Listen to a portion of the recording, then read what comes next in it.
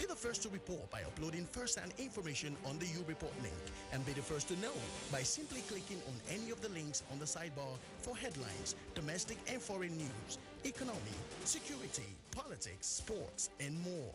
Stream live on your smartphone and tablets and stay connected. It's pretty easy. Simply download NTA News app from your Google Play Store and you're good to go. NTA News mobile app, your access to real-time information.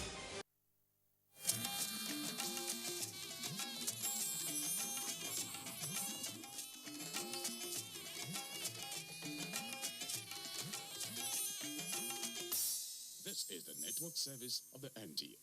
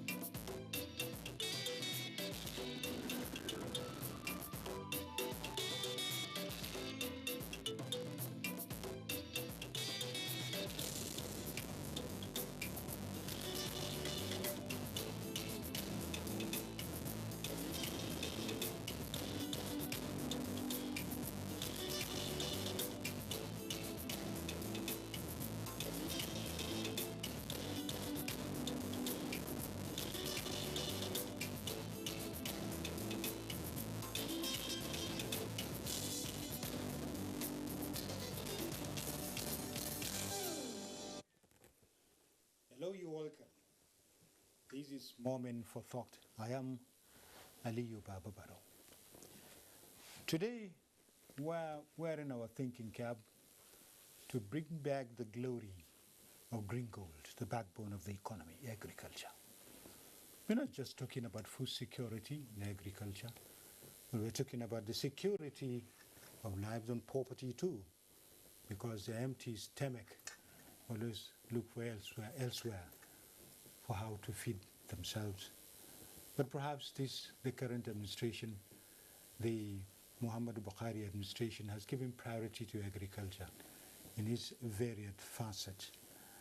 And today, we're going to rekindle that effort of government over the period in not just cultivating rice, as so many people talked about. Yes, rice is the staple in Nigeria's dinner table. But we're talking about the expansion species of agriculture. What we mean by that is talking about irrigation. And because it's not only to wait for rain-fed agriculture with all these hazards and water view, but coordinated systems, so to speak, in trying to really beef up Nigeria's agricultural potentials and harness them for greater productivity, food security, national development, and prosperity. I would mean the studios to have this wonderful discussion, those that will do justice to it, two distinguished Nigerians in our studio. I have with me Mr. Clement Nze. He's the Director General, Nigeria Hydrological Services Agency.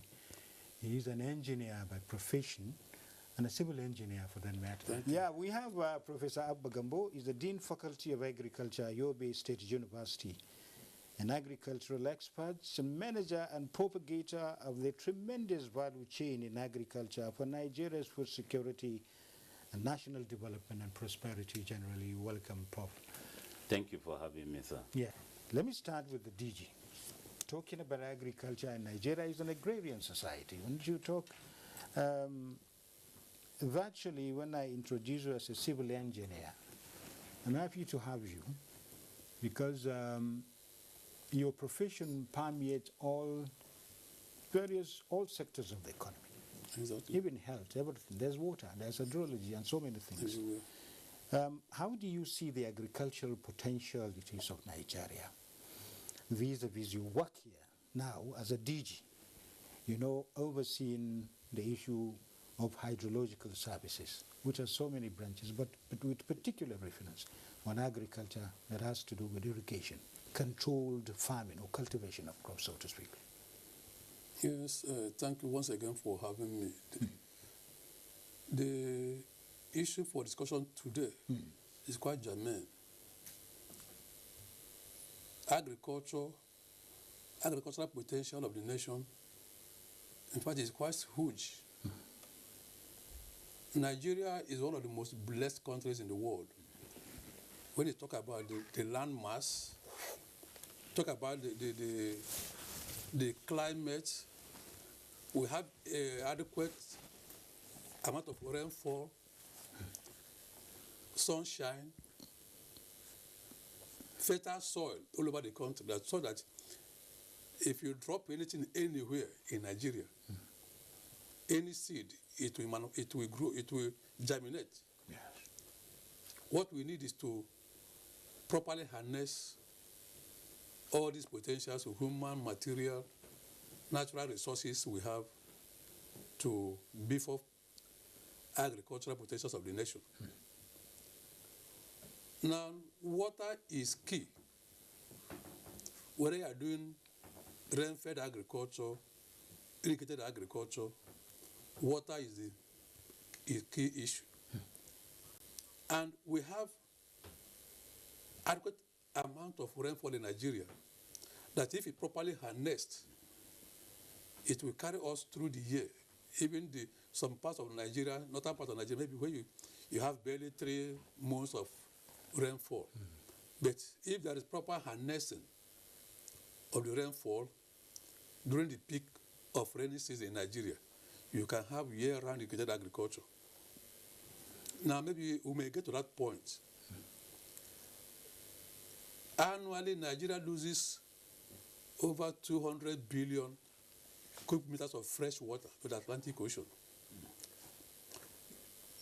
We talk about the flooding that comes from other river, Niger axis, Guinea, Mali, Benin, Niger Republic, and so on. And then for River Benue, we talk about Cameroon and Chad. What comes in from these two angles is far, far less than the water generated from within Nigeria or the flood.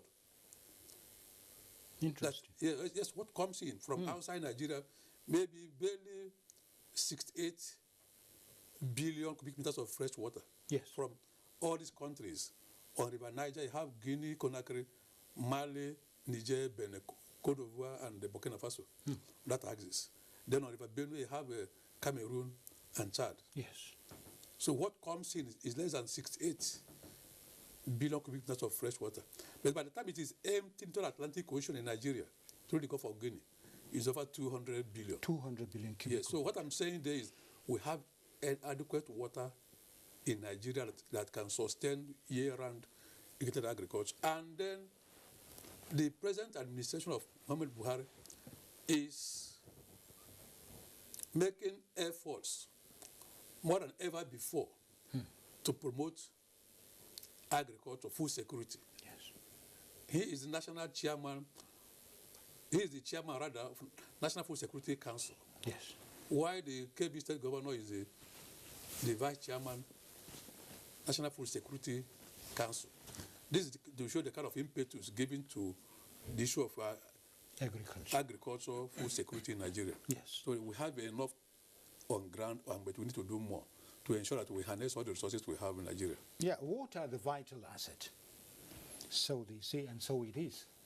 And look at the wastage we always have in Nigeria, talking about 200 cubic liters of water, expended into the ocean, the salty water.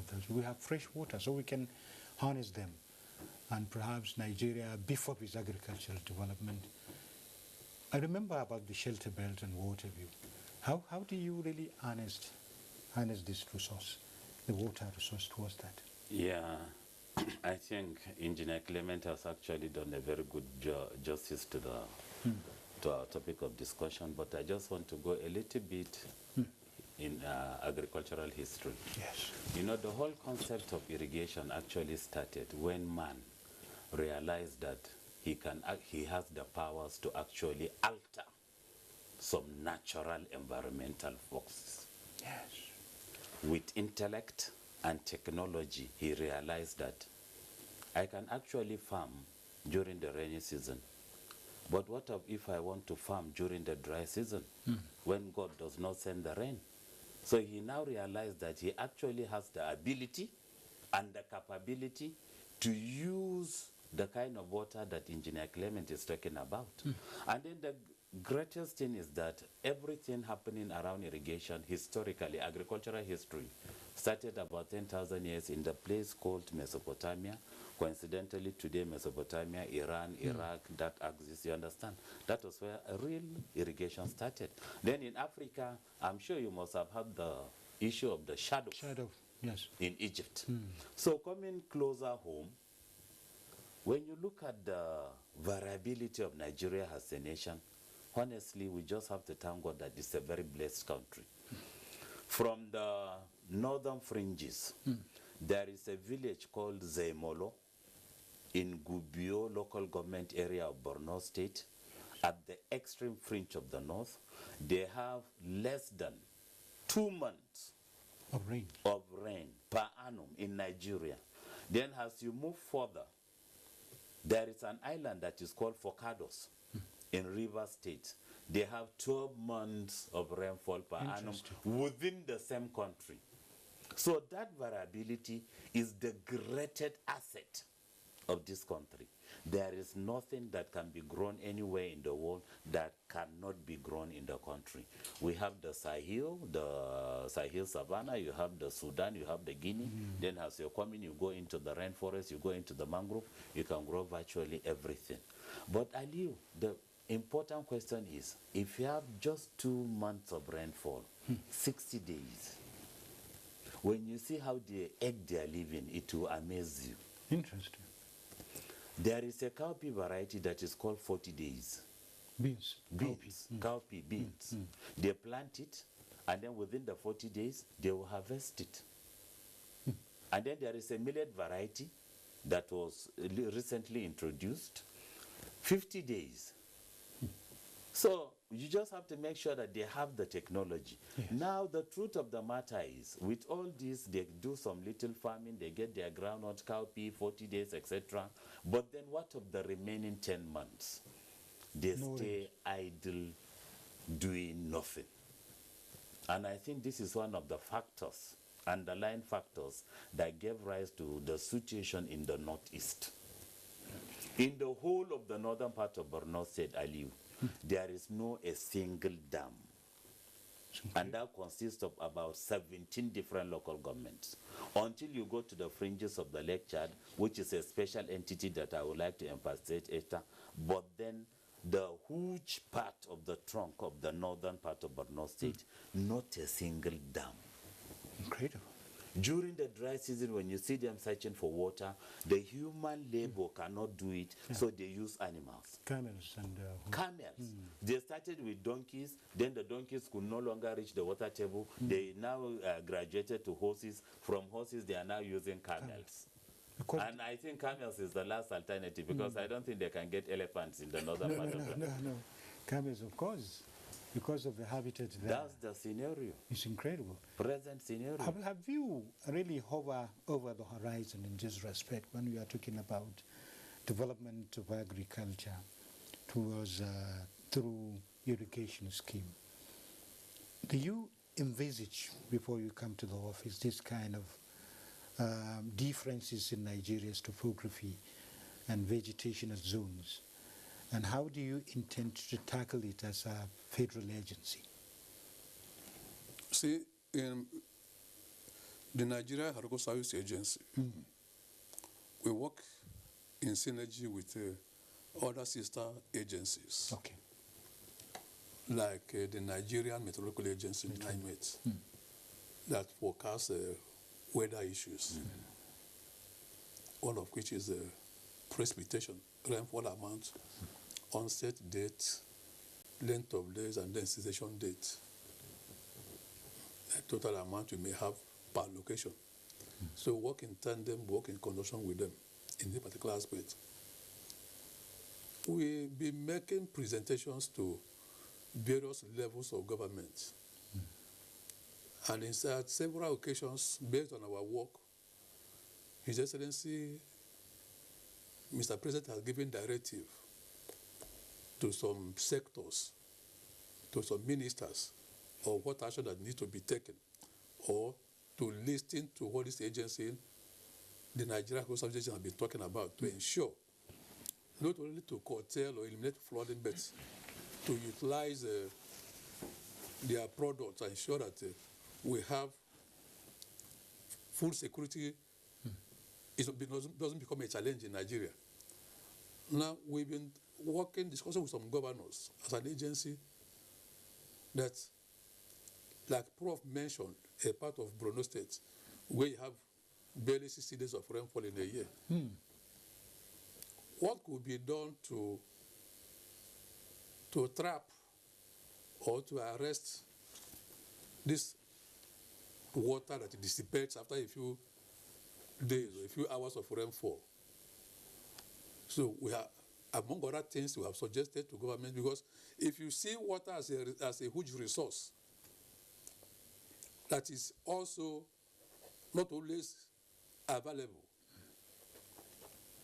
you can think outside the box to ensure that I will not allow this huge volume of water to pass through my territory every period, it's a particular season of the year, annually.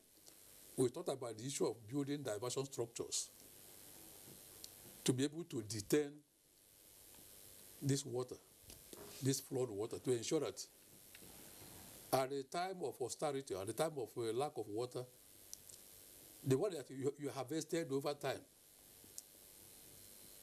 you put it to use. Not only just for your agriculture, the other things it happens in terms of aquifer recharge, groundwater table recharge. It takes care of that. But most of the time we seem to be nonchalant, believing that it will always come. But those inhabiting that location that the Prof mentioned will understand better that you don't have that water all the time. So we have been speaking with some state governors, especially those that are contiguous to rivers Niger and Benue, on the need to take some further measures. Instead of allowing the flood, when we talk about flood in Nigeria, is when it had moved from being a hazard to disaster. Then when we talk about flooding.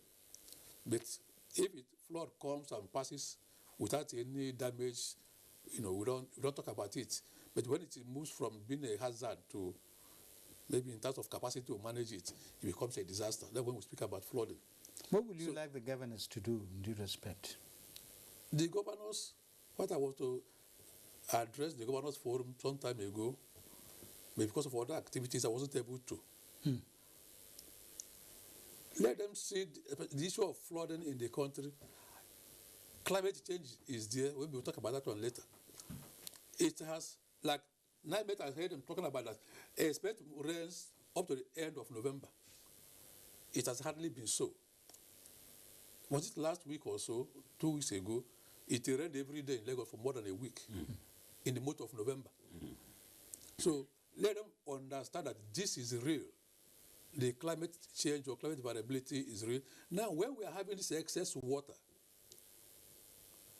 we want a situation where that the governors, instead of crying that their homes or infrastructures are being damaged by flood, let them create something, let them make use of this water, let it become an economic resource to them. Yeah. Like I talked about the channelization of the water. By the major rivers, Rivers Niger and Benue and other tributaries of these rivers, you can build a certain channel, artificial, like what we talk about in Jabi Lake here. It didn't just fall to become there. Something was done, to bring that water to remain there.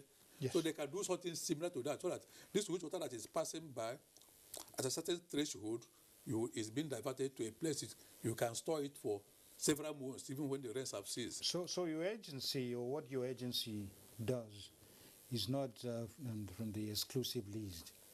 Yeah, it's general. Yes. Everybody can utilize the waters that pass by.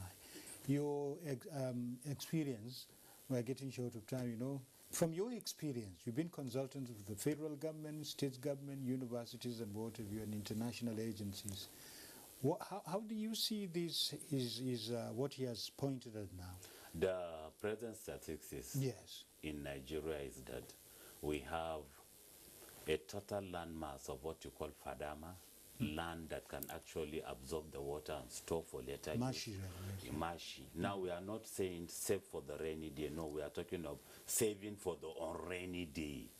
Okay. That is the slang now, Yeah, not saving for the rainy day. yeah. No, we want to save for the unrainy days. So those marshy lands, we have about 3 million hectares. But Aliu, as I'm talking to you now, those kind of lands that are under actual cultivation is just about 400,000 hectares. Like the Guru wetland and all those places. Start from there. Let's start from the Yauri axis. Yauri, yes. You start from the Yauri axis, River Niger, Kebi. You understand? Then you come down to Sokoto. I did my doctorate at the Osmanu Danfodio University. Within the university, there are 2 big rivers crisscrossing the university. River Sokoto is there, River is there. And then when you see the kind of people that are doing real agricultural work, in fact, those that do irrigation do not even farm during the rainy season. And the yield per hectare under real agricultural productivity is higher under irrigation than under rain-fed. The engineer will confirm this. For example, when you're doing rain-fed tomato, you get about 12 tons per hectare. But then under irrigation, you get about 45 tons per hectare.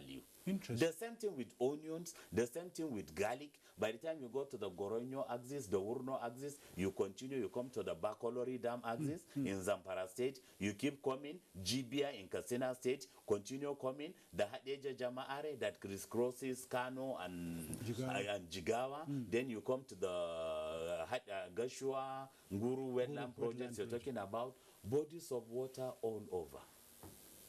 But then, the technology and then the willpower to harness those resources, that particular important resource, water that we are talking about. I think it's becoming very much interesting, the discussion, you know, when they say show the light and people will find the way. Yes. This is what you're doing.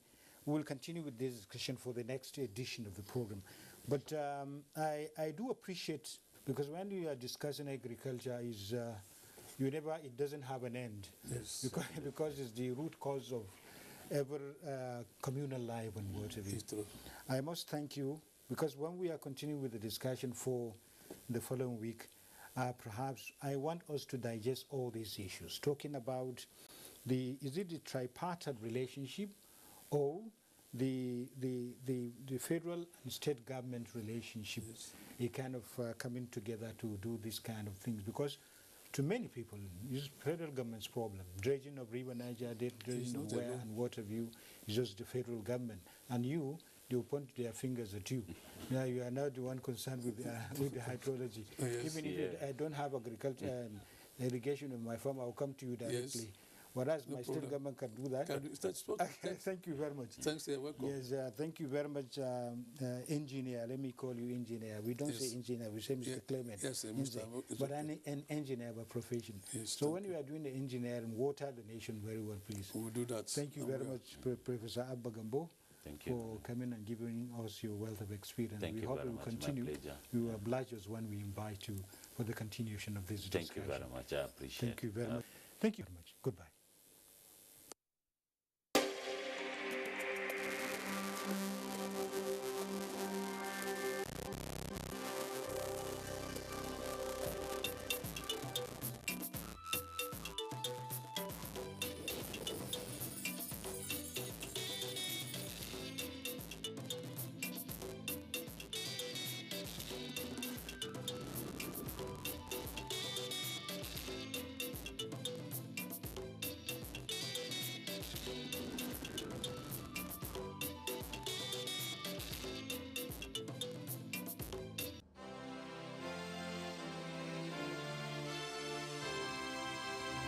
We want to talk about rights, there are obligations. I'm not saying that this government is a saint, it's very far from it. But there are things that we can do to make it better, and that's the challenge I'm throwing to you. You don't want to build this nation? I don't know where else you want to go. If I had a choice, I'll come back. When I stand outside and I hear what you have to say about this country that I know that I can die for as one, then I'm really sad because you're young. You have education. You have tools. You have a huge future ahead of you. And you're condemning yourself before you started on that journey. So please don't do that. Please don't.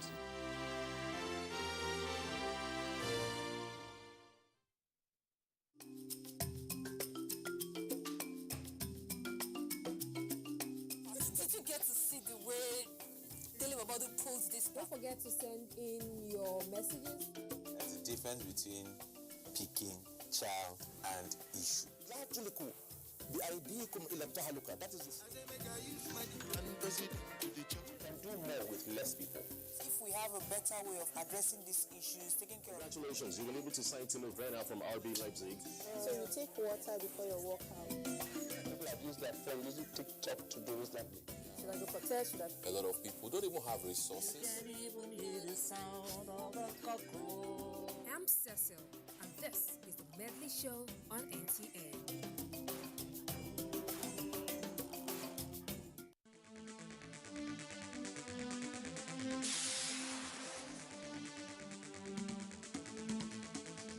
NTA Tuesday Live, analytical, in-depth, educative and interactive on national issues accommodating all sides of opinions.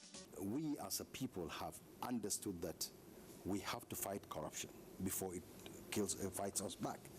Poverty has a financial index, so it should be fought also with a financial weapon. Give it to the social investments program. It has been a very courageous battle. Tuesday Live, every Tuesday at 10:30 p.m. Join us.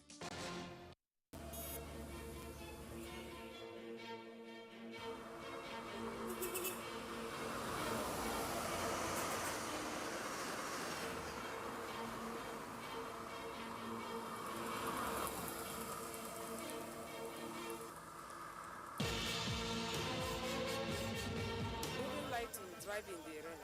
It depends on the velocity of the rain.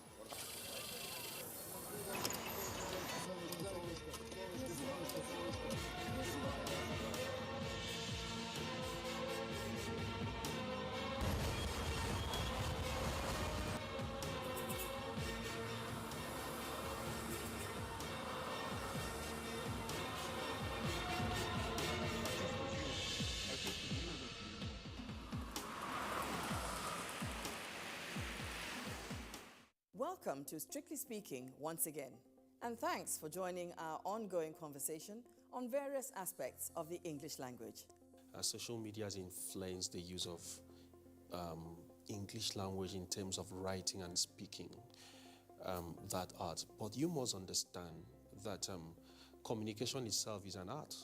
Yes, there's the art, which is the skill or the talent, or from the talent to the skill. How do you separate yourself from the gang?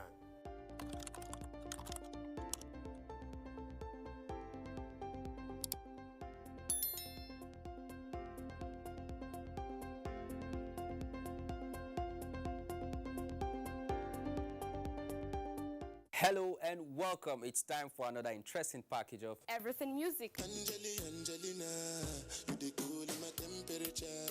If you call, I go come deliver. This is Talking Movies. In times of old, the world was full of wonder. No! Stop it! Welcoming you to your weekend for today.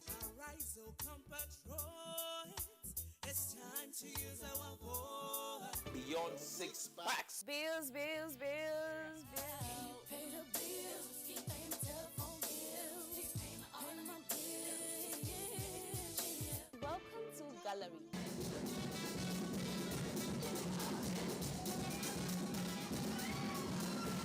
Me and my paddies. London for what? London for medicine. Medicine for what? Medicine for coffee. Are you sickness? To our illness.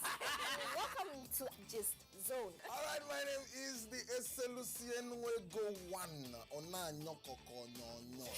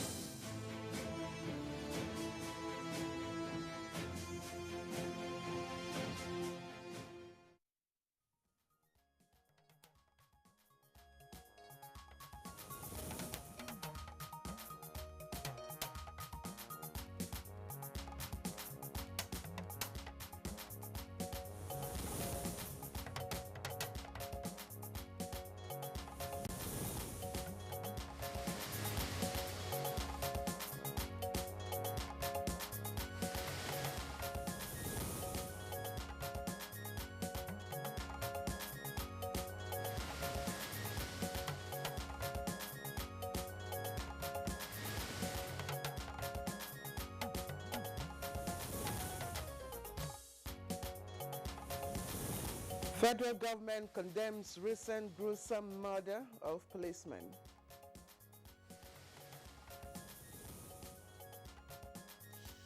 Nigeria Center for Disease Control scales up genomic sequencing of COVID-19 cases in recent weeks.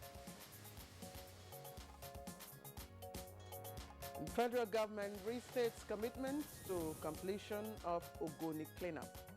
My goal is to actually ensure that the cleanup project is owned by the Ogonis and that more indigenous people acquire the required skills. On Good Morning Nigeria today, we shall discuss attacks on correctional facilities.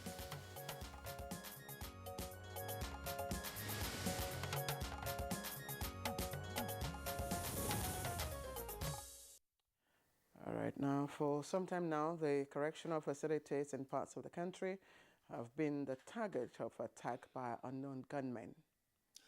You're right, Claire. Now, this year alone, we have had at least 4 different attacks on the nation's correctional centers. These were at Owerri, Kaba, Oyo, and the latest, of course, on the medium security custodian center in Jos, and that incident took place on Sunday evening. Indeed, and in that Jos attack, the gunmen were said to have stormed the correctional center in large numbers with sophisticated weapons and engaged the armed squad in gun battle before breaking into the facility. Now, the gunmen were said to have been trapped inside the yard when personnel from sister security organizations swiftly mobilized to assist the armed squad to cordon off the custodian center. But reports indicate that police recaptured 10 of the inmates that escaped, while an attacker and 9 others, including an armed squad, died in the incident. Now, the Chief Security Officer of Plateau State, that is Excellency Governor Simon Lalong, and other stakeholders have condemned the attack on the Jos Correctional Facility, describing it as one too many in terms of the assault on the correctional services system in the country. And we may also recall that the leadership of the correctional service puts the personnel on red alert prior to their latest attack in Jos. Well, as a way of protecting the custodian centers from attacks, the federal government inaugurated a vulnerability audit of all the centers in the country with a charge to members to identify fault lines in the security setup and penetration levels of the custodial centers. And the Minister of Interior, Rauf Aregbesola, says it is sacrilegious for anyone to breach any custodial facility, as it amounts to challenging the sovereignty of Nigeria. But why do gunmen target correctional facilities? Correctional facilities were formerly known as prisons, by the way. And could the overcrowding of the prisons be partly responsible? Or is it lack of quick dispensation of justice? And how should the Nigerian Correctional Service help in averting these attacks? It's Good Morning Nigeria. I'm Kingsley Osadolo. I thank you for tuning in, for that's our topic this morning. I am Claire Delabu Abdul Razak. Welcome to you as well to the program, and it's live on the network service of the Nigerian Television Authority, the NTA. As usual, we have the usual complimentary segments, of course, online today. But first, let's take the news highlights from our colleague, Tessie Omeri. Good morning, Kingsley. Good morning, Claire. Good morning, Nigeria. And here is the morning news. Federal government has strongly condemned the recent gruesome murder of 2 policemen, warning that those who carried out the killings, videotaped their heinous act and circulated such will be apprehended and brought to justice. In a statement from Office of the Minister of Information and Culture, Lai Mohammed described the horrific, barbaric and cannibalistic manner of the incident as unacceptable attack against the state. The minister said the 3 victims were all 7 officers of the Nigerian police who were abducted by members of the Eastern Security Network, ESN, acting on the instructions of their leader, Chinonso Okafor, aka Temple, on 27th November 2021.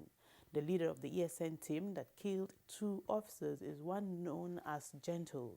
The minister said the continued attacks on security agents as well as agencies of government by ESN IPOB are diametrically opposed to the call in certain quarters for a political solution to the IPOB issue, and wondered why those making such calls have yet to condemn the appalling murder of 7 police officers. A businesswoman heading to Jeddah, Saudi Arabia for Umrah Lesser Hajj has been arrested by operatives of the National Drug Law Enforcement Agency, NDLEA, at the Nnamdi Azikiwe International Airport, Abuja, for ingesting 80 pallets of cocaine. The 46-year-old suspect was arrested on Wednesday, 24th November, at the boarding screening area of the airport during an outward clearance of Qatar Airways flight and was subsequently taken into custody.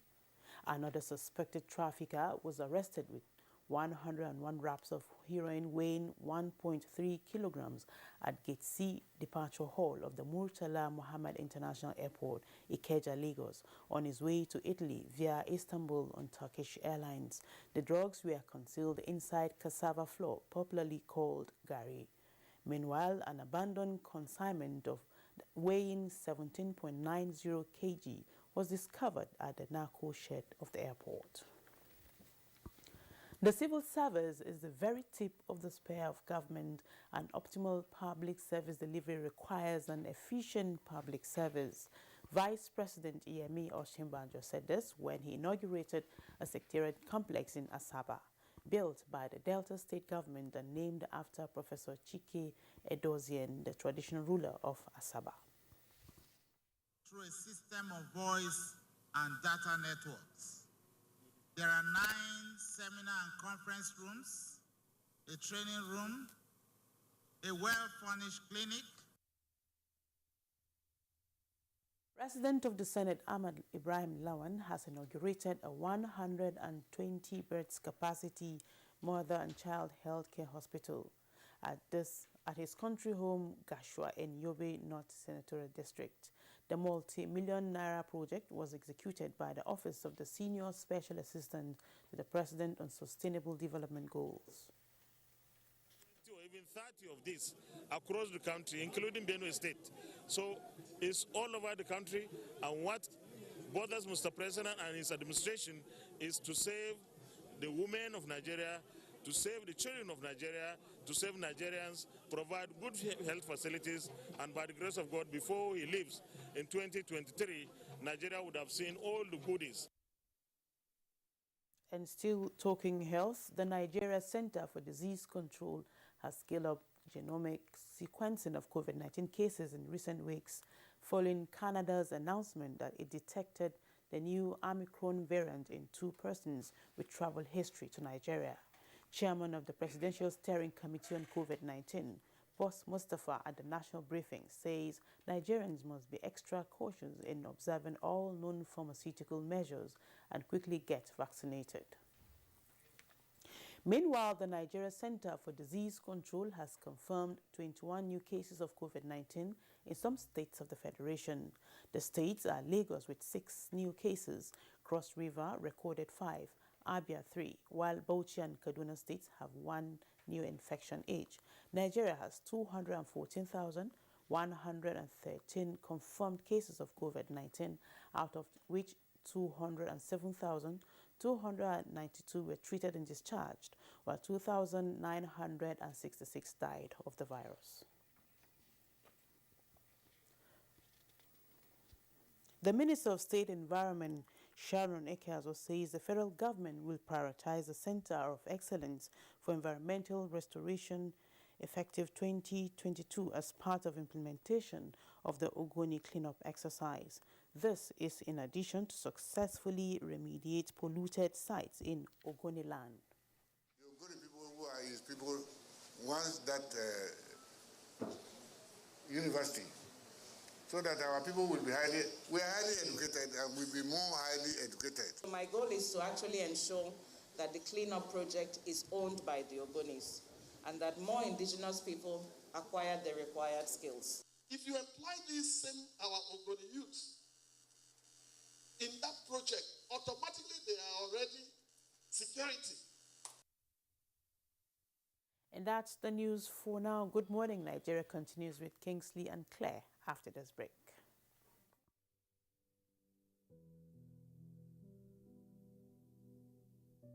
The housing solution we have developed is a multifaceted one. First, we have tried to lead a program to build what we think will be an acceptable and hopefully affordable housing type based on surveys we did in 2015-2016 and construction that started in 2017. And that's going on in 34 states as the National Housing Program. This message is from the Federal Ministry of Information and Culture. He's falling sick so frequently, either fever or stomachache. I keep him away from junk food. She also feeds me apples. She says an apple a day keeps... If you want to keep germs away, then also wash your hands regularly with Dettol soap. Meaning? Germs and disease spread through the hand also. For this, use Dettol soap. Dettol protects from up to 100 illness-causing germs. Dettol soap is endorsed by the Nigerian Medical Association. Be Dettol sure. Hey there, what's on your bucket list? Would you like to travel the world, live your best life? What if I told you you could blow right this minute and do everything on that list? Airtel is saying thank you to all loyal customers. You stand a chance to win up to 100 million naira with guaranteed cash tokens in the Airtel Recharge and Blow promo. How awesome is that? All you have to do is recharge to win. For more information, dial *444*4# to enter for the draw. Everyone's a winner, so hurry now. The more you recharge, the more you win. Airtel, the smartphone network. Give your kids winning energy. Milo Active Go. With the goodness of malts, milk, and cocoa, helps them make the most of every day. Milo, the energy to go further. Everybody knows the secret to good cooking is that special ingredient. The mothers know.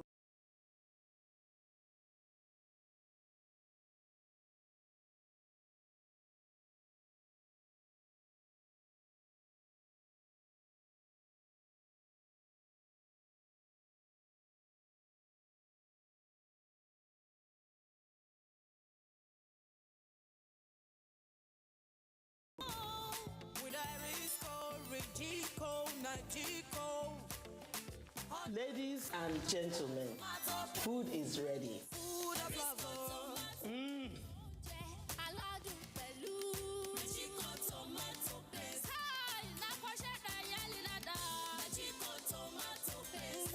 Good food for the body. Yum yum for the body. Erisco Regico and Nagico tomato paste is made by Erisco Foods Limited, feeding Africans with healthy foods.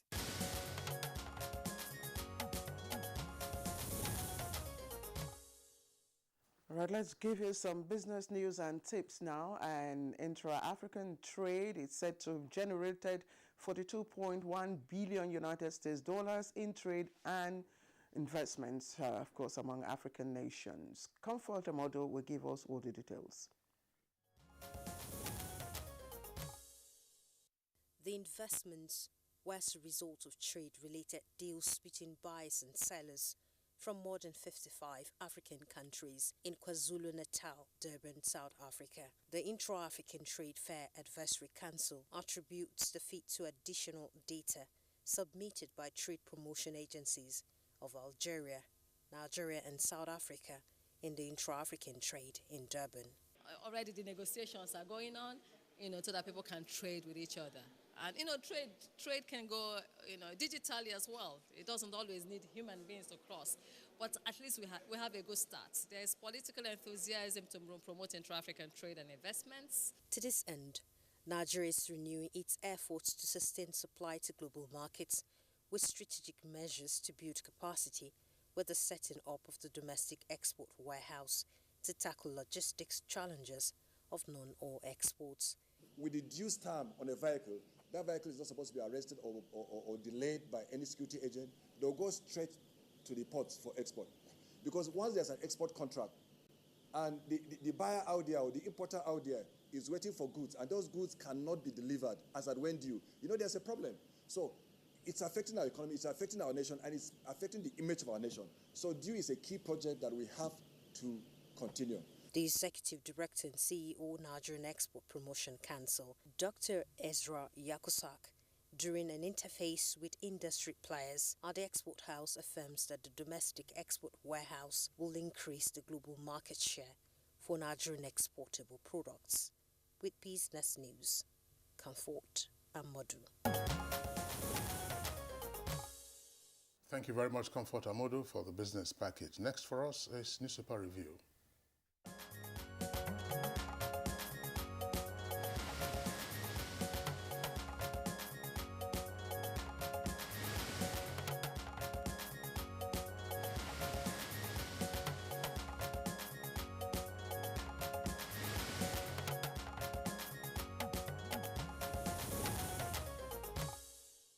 All right, time to welcome Bayo Atoyebe, who is already in the house with us to do his usual. Bayo, good morning. Good morning, Claire. Good morning, Kinsley. I hope you see my colors. Yes. There's yellow there. I've noted. Thank you. Go ahead. Okay, Kinsley, you want me to start? Yes, please. Kick off with the nation. All right, let's start with the nation, and quite a busy page.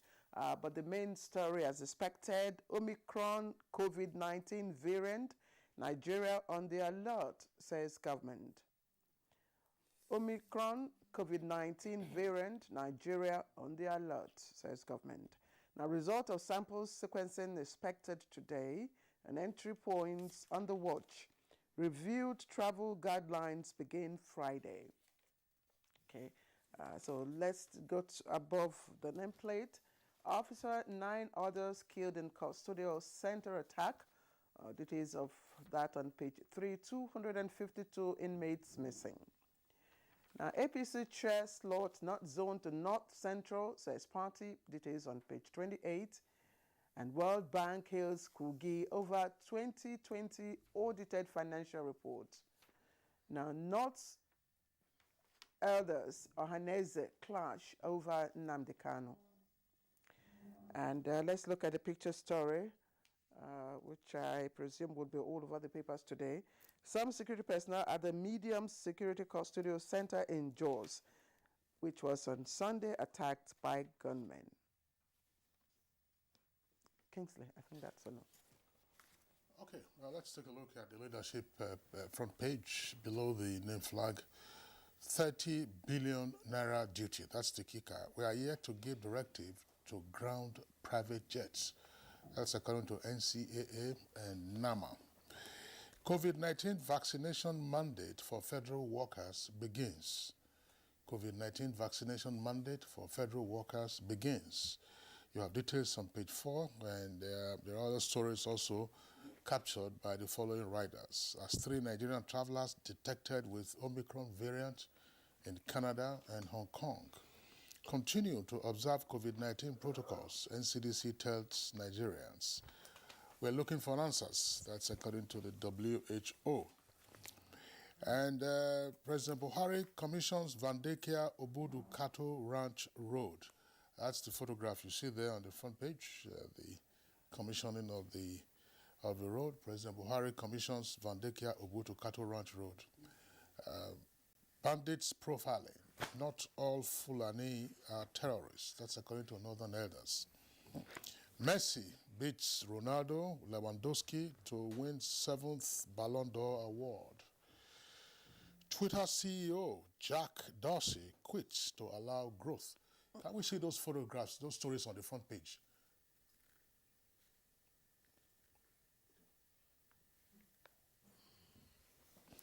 Twitter CEO Jack Dorsey quits to allow growth.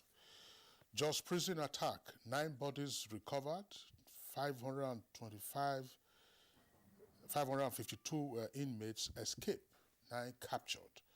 9 bodies recovered, 252 inmates escape, 9 recaptured. APC denies zoning chairmanship to North Central. Bayo. Thank you, Kinsley. Let's start with the story on the update on Jos Correctional Center. A clear picture is beginning to emerge now of the invasion of criminal gunmen who invaded the Jos Medium Security Correctional Center. The Commissioner of Police, Bartholomew Onyeka, upon receiving information, ordered a cordon off of the center and ordered a stop and search operation. This led to the arrest of 9 inmates and 1 other inmate surrendering himself to the police. So far, 252 of the inmates are said to be at large. Fatalities were also recorded. Information from the custodial center indicate that 8 inmates who joined the attacking criminals were also shot down while trying to flee. 1 member of the custodial center staff was also unfortunately killed. The rest office and the superintendent's office at the custodial center were destroyed. The gate was badly damaged, and that's how the criminals got access into it. A head count of the security custodial center indicates that they have 1,060 inmates. 500 of them are convicted, 560 are awaiting trial. There have been some reactions about the pronouncement by Minister of State, Labor and Employment, Mr. Festus Kayamo, in his capacity as a member of the chamber on the law of Lagos State NSTARS panel. Another senior advocate of Nigeria, Ebun Adugborua, says that the judicial panel were instituted at the behest of the National Economic Council, a federal government organ, and the army and the police all appeared before the panel. Dr. Remi Olatumbora, also senior advocate of Nigeria, said the panel setup is under the Lagos State Commission of Inquiry law, and it vests such powers on the governor to set up inquiry for fact-finding when an extraordinary thing occurs. Under that law, he says, no immunity is granted to anyone. Criminal law, either at state or federal level, does not grant immunity to soldiers and policemen. An official of the Nigerian Bar Association, Mr. Monde Ubani, also says that panels set up by various states to inquire into the allegation of human rights violation by the personnel of the Nigerian police force are constitutional. It may be recalled that a chief legal officer of the Nigerian police force had actually instituted a suit challenging the legality of the NSAS panel. It may also be recalled that he was reprimanded and the suit was withdrawn. Okay, Omicron is the latest baby on the world now that is giving the world concern. Yes, but the Nigerian Center for Disease Control says that there is no case of Omicron variant of COVID-19 in Nigeria. This is contained in the statement by the DG, Nigeria Center for Disease Control, Mr. Ifedayo Aditifa. The Omicron variant was first identified from testing done on 9th of November in Botswana, and it was said to have been found from travelers from West Africa. It was reported to the World Health Organization, and identification of cases among young, unvaccinated people in the southern African countries. Omicron variant so far has not been detected in Nigeria. A number of cases have now been reported in United Kingdom, Israel, Botswana, Hong Kong. Canada has reported 2 cases, and interestingly, Canada is claiming that the 2 cases were from individuals who recently returned from Nigeria. But the Nigeria Center for Disease Control says so far there is no case of Omicron in Nigeria. Other countries that have cases of Omicron are Germany, Belgium, Italy. So far, a total of 126 genomes of Omicron has been identified globally. The interesting thing about Omicron variant is that it is considered highly transmissible and may present increased risk of reinfection as compared to the other variants. The NCDC urges Nigerians to ensure strict adherence to public and health social measures. Meanwhile, the Federal Ministry of Health and NCDC are monitoring this new variant to ensure that Nigeria is safe for them. SARS-CoV-2, otherwise known as COVID-19, broke out in 2019. So far, there have been several variants of it, and they are identified by the Greek alphabet. We have had the Alpha variant, the Delta variant, the Gamma variant, the Delta variant, and now we have the Omicron variant. Mm-hmm. Okay, Kingsley, have anything to say? I want to talk about the lady who was apprehended for trafficking of drugs, the Saudi-bound woman, and the reason I'm bringing this up is because of the reason she gave, for her actions. She said she wanted to raise money to for in vitro fertilization, that's the IVF treatment, due to pressure from people because she's been married for 28 years without a child due to fertility challenges. She was previously engaged in, apparently second-hand clothing or trade in clothing, and then she met a fellow woman during her Umrah who advised her to, go into drug trafficking, and she had to save up to 1 million naira, to buy the drugs in pieces, and then another 1 million naira to get her visa renewed. I mean, this is the kind of pressure, women as get, sympathetic as and we must address it. There is no justification for the wrong. Sadly, several others have been caught too. There's somebody who said his mother was sick and required surgery, and therefore he needed money. That is why he indulged those ones. You will have sympathy for such cases, but desperation should not push one to go into such criminal illegality. Unfortunately, they were caught. We are lucky that these days they are being caught. Who knows how many of them have slipped through the net and have gone?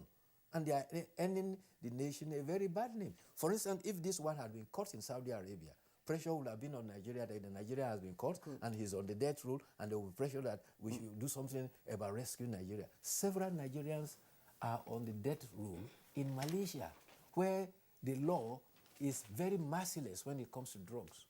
So the earlier our people know that trafficking in drugs is a death sentence, apart from the social consequences it has on people, and desist from it. And no circumstances will seem to justify it. My question again is, if she was able to raise, sorry, I got to pick my papers, if she was able to raise 1 million naira or 2 or so, to buy drugs. To buy drugs. How much does it called IVF? Exactly. That's the question. Well, the question is, how do you verify her claim? See, that's the perspective of the lawyer. Anyway, well, we also need to be careful about this Omicron COVID-19 thing. It's so scary. While the federal government is saying there is no variant yet, but we are still expecting the sequencing samples results to come out. Yes. Well, to be fair, even President Cyril Ramaphosa has even condemned the Western world for barring travelers from Southern Africa into their country. And our own professor of virology, Oyewale Tomori, says that racism has nothing to do with it. He says that pressure should be put on Botswana to identify the diplomat who brought that Omicron into Botswana. If it's identified, they will know the country of origin and will be able to tackle it. Well, that is true. The only perspective of, you might say, of racism is that what has happened in terms of the reaction from the Western world is to say, look, punish South Africa for detecting this variant and announcing to the global community that there is a new variant. The fact that it has been detected doesn't necessarily mean that its source of origin was from South Africa. Just as you have said now, Botswana and South Africa were the instances where the variant, surfaced. And if there was a carrier, it's like Nigeria. I mean, who brought coronavirus to Nigeria? It was an Italian. Yes. Who brought Ebola to Nigeria? It was a Liberian. It was a Liberian. So what is all when they said, look, supply vaccines to the rest of the world, there were all kinds of issues around vaccine nationalism. It was as if allow the poor people to die, leave them. Rich countries had the surplusage of vaccines supplies. Elsewhere around the world, particularly in developing countries, on the African continent, what is the percentage of the population that has been vaccinated? Get the vaccines around. No, it was as if, but some scientists have argued that assuming they had ramped up the vaccination numbers on the African continent, perhaps these mutations that we are seeing might have been contained. Yes, of course, we have seen variants and so on and so forth elsewhere around the world. But the truth is that Africa is not the source of coronavirus. And I know that it is the duty and right of countries to seek to protect themselves and their citizens. But it is not to stigmatize Africa and say, oh, you are the latest source of this variant that is so highly infectious and, you know, can be a killer and so on and so forth. A number of us, of course, have been vaccinated, taking the double jabs. If there is a third one, as advised by the experts, it will also be available. Some, is it for 3.4 or 4.3 million Nigerians have been vaccinated already, fully vaccinated, and it's still ongoing. But of course, one has to be careful even after vaccination. You know, the consequence of vaccine nationalism is becoming a boomerang now. In most Western world, where they have excess of vaccine, they now find out that if you are not careful, the vaccine will expire on their counter. Absolutely. Exactly. And that reminds us, Bayo, that the COVID-19 federal government mandate on COVID-19 for federal workers will take off, I think, tomorrow, which is 1st of December. Yes. Take off 1st of December. For federal civil servants. And also the federal civil service are all now, officers of level 12 below are now to resume fully. That's right. There's another development in Kaduna State. Kaduna State is to begin a transition to what is been described as a 4-day working week. The statement was given by the special advisor to the media on communication, Mr. Muyiwa Adekeye. He says, with effect from Wednesday, that is tomorrow, December 1st, all public servants other than those in schools and health facilities are to work from home on Fridays.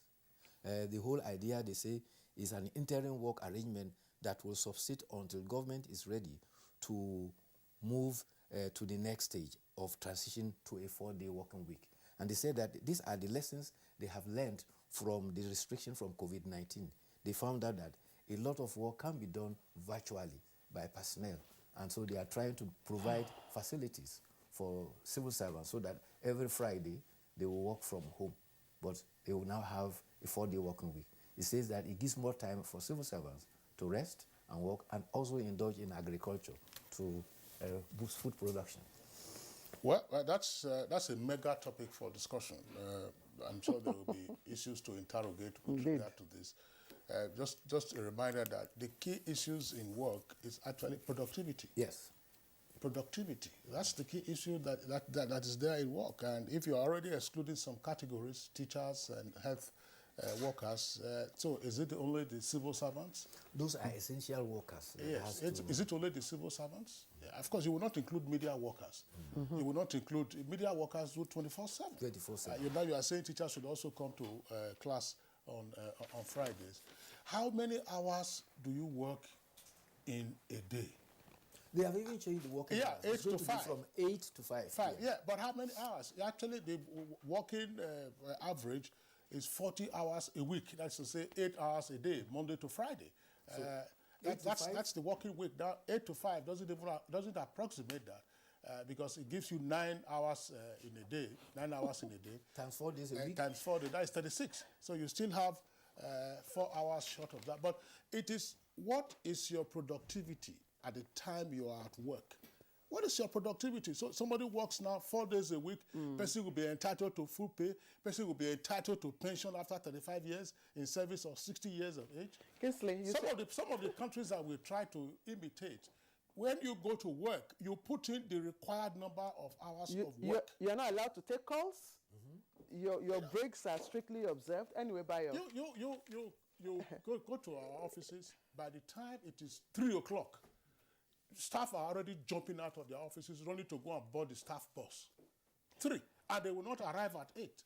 Anyway, sorry, before we leave, 2 stories. Let me just draw attention to this. Inside, it's business stories. Price hike pushes cement firms to 356.2 billion naira profits. The paper is reporting that 3 firms producing cement and are quoted on the stock exchange have made profits of 356.2 billion naira in the first 9 months of this year.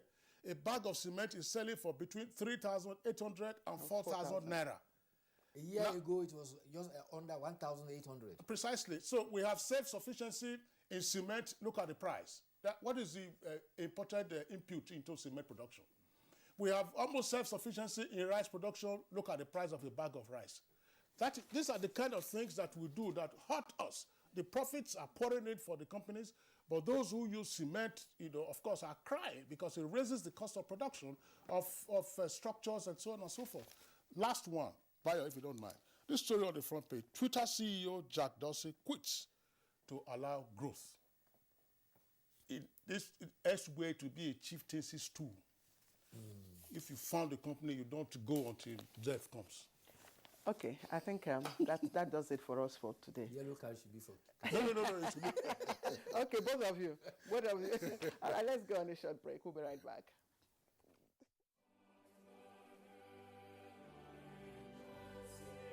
It's another season of Caros. Radio Nigeria, NTA, and Voice of Nigeria invite you to their annual service of 9 lessons and carols. Theme, Peace, Be Still. Come and enjoy the ministrations of Radio Nigeria, NTA, Voice of Nigeria, and other choirs. The message will be given by the Most Reverend Dr. Ignatius Kaigama, Archbishop, Catholic Archdiocese of Abuja. And lessons will be read by notable Nigerians. Chairman, Mr. Boss Mustafa, Secretary to the Government of the Federation. Special guest of honor, His Excellency Professor Yemi Osinbajo, Vice President, Federal Republic of Nigeria. Chief host, Alhaji Muhammad, Minister of Information and Culture. Host, Directors General of FRCN, NTA, and Voice of Nigeria. Date, 5th of December 2021. Venue, National Christian Center, Abuja. Time, 3 p.m. prompt. The program will be broadcast live on Radio Nigeria, NTA, and Voice of Nigeria, including live streaming on Facebook. For advert placement, call Rate on 0803 451 2261, Lillian on 0803 314 4383, or Bibiana on 0909 965 1270. All COVID-19 protocols will be duly observed. Radio Nigeria, NTA, and Voice of Nigeria Service of 9 Lessons and Carols 2021. Supported by Vivid Sounds. Come, let's celebrate the newborn king.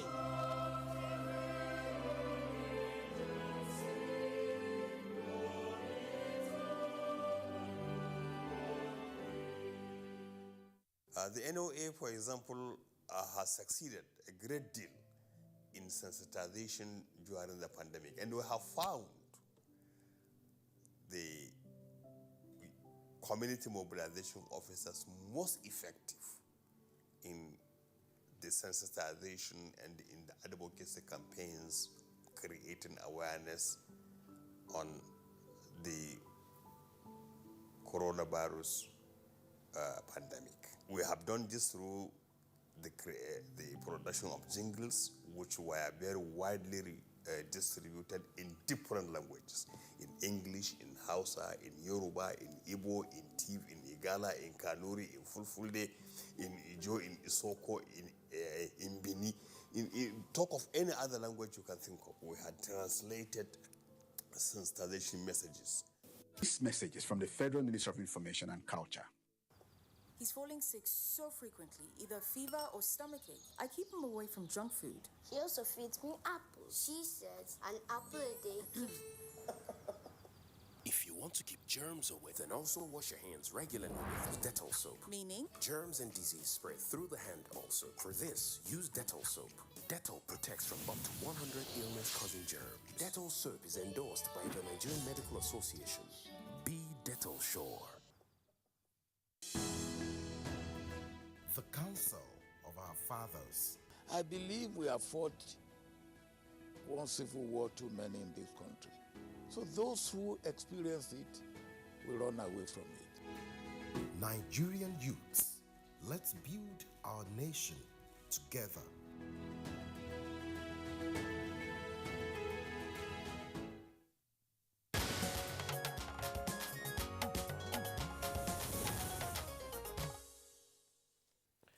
If you've just joined in, you're watching Good Morning Nigeria on the network service of the NTA. And our focus this morning is on attacks on correctional centers across the country. And I'm sure we all know what happened on Sunday evening when the Jos Correctional Center was attacked by unknown gunmen. Of course, that has raised a number of questions on the vulnerability of our custodial facilities across the country. And in the last 10 months, we are told 4 custodial centers have been attacked by gunmen. Let's take this background report put together by our correspondent Yemi Ajayi first to serve as our lever for our discussion.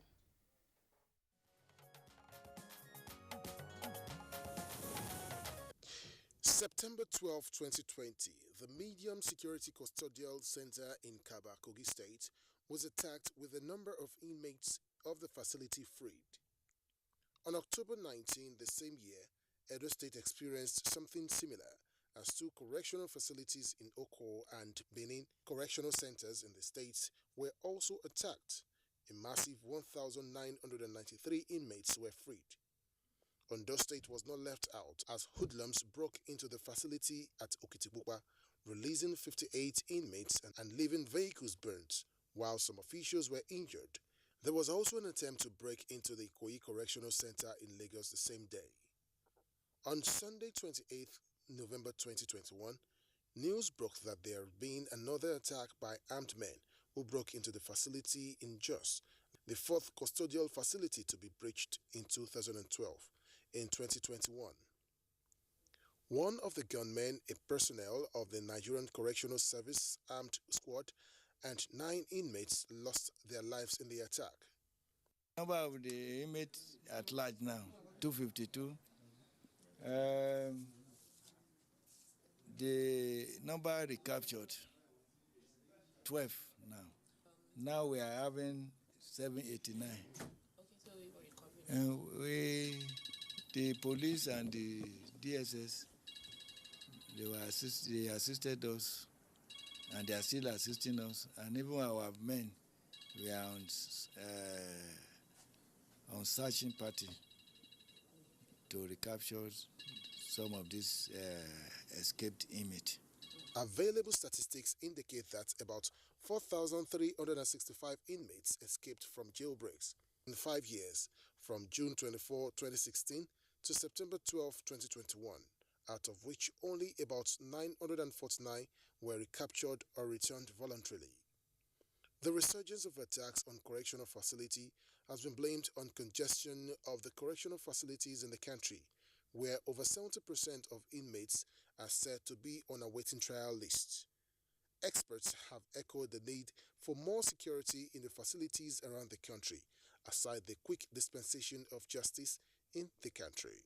When you see many of the facilities that you see people running away, they are, or breaking the facility, is usually facilities that have high number of persons who have not been determined whether they are guilty or not. In other words, those you classify as awaiting trial. The facilities are overstretched.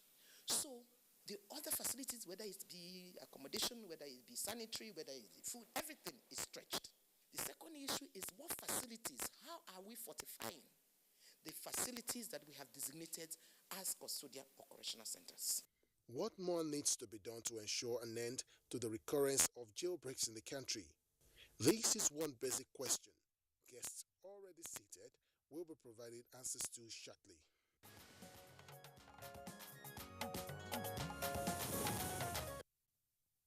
Thank you very much, Yemi Ajayi, for that background. Now, to discuss this subject matter, we have guests with us here in the studios as well as at our other network centers.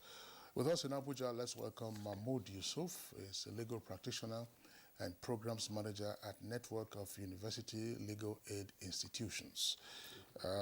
Mr. Mahmoud Yusuf, pleasure to have you this morning. Thank you very much. Also here with us is Ruth Olofin. Olofin is Acting Executive Director of Claim Foundation. Pleasure to have you with us, Ms. Olofin. Good morning. Yes. And joining us from our Kaduna studio is former Chief Judge of the FCT, Justice Ishaq Bello. He is also the Chairman, Presidential Committee on Corrections Reforms and Decongestion. Justice Bello, thank you very much for joining us.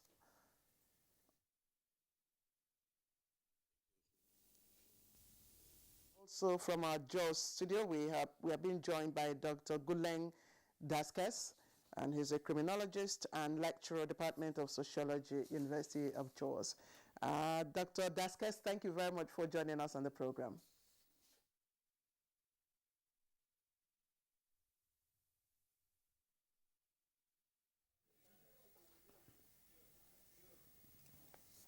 All right, it looks like we're having some audio issues there from the two network centers, but if those issues have been cleared up, we'll just like to start the conversation from our guests, who are outside, especially from the Jos Network Center, where Dr. Daskes is.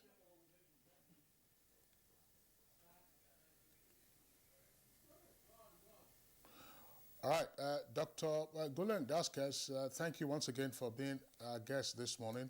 Now, we understand that you had, of course, done some study on the correctional facilities or prisons as we used to know them in and around Jos area. And now this being the latest of the attacks that we have witnessed on prison facilities around the country, could you just indicate to our viewers what happened and what might have gone wrong?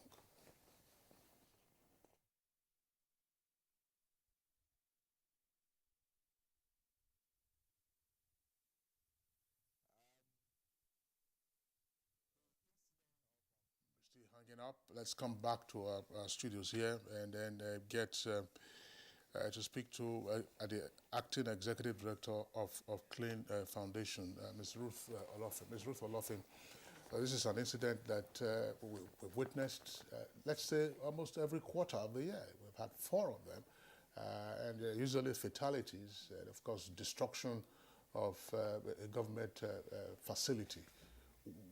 What is happening to our correctional facilities that make them so vulnerable? Okay, thank you so much for having me. It's interesting that these attacks are beginning to happen in quick succession. And like you rightly noted, about 4 has been recorded. And in the month of October, we recorded 2 already. What it means is that this is a concern, that we need to begin to address. On the face of it, you need to address this look at it from 2 angles, the external angle and also the internal issues. If we take it from the angle of the internal issues, are the well-known issues that we've always known, that our correctional facilities are sort of inadequate. The holding capacity is very, very low. For instance, we're also told that the facility in Oyo State, for instance, the capacity is for 160 inmates, but currently houses about 800. That of Port Harcourt is supposed to house 800 and is currently housing about 4,000. So clearly, the space is very limited. And then there are other issues in terms of when you move around these correctional facilities, you will see that some of these facilities are old structures. And then the security, equipment or architecture around those facilities are a bit outdated. One of the things you need to see how you can evolve with the times, because if you're continually having people being pumped into those facilities, you need to also upgrade the system and upgrade the security architecture that you have. That is a bit on the internal side. We can come back to it. Externally, again, and very critically, is the issue of the proliferation of small arms and light weapons. Again, because you see that I was just telling my colleague now that these are becoming coordinated, and then you have external influence coming in. So gunmen attacking, bandits or whatever attacking this facility. It means that there's access, to small arms freely flowing, and people can just pick these arms and just go and attack, this facility. And you need to also look at the quality of the arms and ammunition that the prison guards are having. If you are faced with superior ammunition coming from outside, tendency is that, yes, lives will be lost, you are going to bow to pressure. So these are some of the systematic issues that you need to take on board. Look at it from an external point of view. And try to also understand who are these people that are doing this from the external side. I think I'll cap it at that and come back. Okay, let's bring Mahmoud Yusuf. From what she had said, if you look at 3 prone areas, the frequency of attacks on our correctional centers, and then you look at the sophistication of the weapons used, and then you also look at the the coordination, with which these attacks are carried out. What are you reading? Are we dealing with widening security issues? Okay, as she rightly pointed out, you look at it from the angle of the internal and the external factors. First, you mentioned about the sophistication, the kind of sophistication around the weapons that they're bringing about. Yes, we have issues around kidnapping, banditry, and what have you prevalent now, which is as a result of the proliferation of small arms and ammunition. Most of the time, I would look at it from the perspective of an access to justice perspective, to the fact that these people that are being kept in custody are there not on their own volition. So what are the reasons behind them being there? So you see people who are charged with capital offenses, treason, you see people charged with kidnapping, murder, and they're there for 15 years. Most of them have not gone to court. So these centers that are built to house convicts, in most cases you see, given the example of Jos, you have it has a capacity of between, I think, 400 to 500, but it houses about 1,060 or above currently, and most of the inmates there are awaiting trial. So the coordination comes from the fact that you have people who you have syndicates, you have people who are connected to these people, maybe, and they are outside. So it's born out of some frustration, and then also the fact that the system is built against them, these awaiting trial persons. So I believe if a person is convicted and rightly put into custody, they would not have this issue of agitation. And you mentioned one other, the last. Yes, I talked about the coordination. I talked about the frequency, and I talked about the sophistication of weapons used. And I'd like us to look at it from the external first, because the inmates are inside, of course, secluded. The attacks are coming from the outside. And what we are saying is, what is the pull for these attacks? Is it a security situation, or is it a desire to free inmates, or what? I don't know. Well, to your point, it's also linked to the security situation, where you have issues around banditry and kidnapping. These are all prevalent issues. And like I said, it boils down to access to justice issues, where you just round up people and you incarcerate them. I'll give example, the recent, recently, a few days ago, in the High Court in Akwa Ibom discharged about 14 detainees who were awaiting trial for treason. For 15 years, they were kept in custody, and they were discharged because there was no evidence to support a conviction. So these are all systematic issues that, it's like I said, it frustrates people. Then the coordination comes around. We know that crime is not done in isolation. You usually have groups, like the kidnappings we have. You have the kingpins, and they have the sophistry with which they have the weapons they use. Then also you mentioned the issue of security. Yes, security is a major issue, where you have the free flow of arms, small arms and ammunition. Everybody can go anywhere and get this thing. So it's a major thing that needs to be looked into. All right, thank you very much, Mahmoud Yusuf, for your initial points. Let's go over to our Kaduna Network Center now. Now, we understand that the lines have been cleared up, and so we'll bring in His Lordship, Honorable Justice Ishaq Bello. That's the former Chief Judge of the Federal Capital Territory and Chairman of the Presidential Committee on correctional reforms and decongestion. My Lord Honorable Justice, of course, you've listened to our background report and the comments made by the other guests. Quite aside from the attacks that we have had on prison facilities this year, we know that there are reports from time to time of jailbreaks, fairly common last year as well during the NSAS protest. Do these incidents speak to the mandate of your committee, and how do you respond to these numerous unsavory reports coming out of the correctional services facilities? So much, Mr. Kingsley. I'm really surprised that this curiosity has been delayed for quite some time, because the issue of jailbreak has been on, and it's quite an embarrassment to the nation. I would say that all these things raised are really directly in consonance with the mandate of the Presidential Committee on Decongestion and Reforms of the Correctional Service Centers in the country.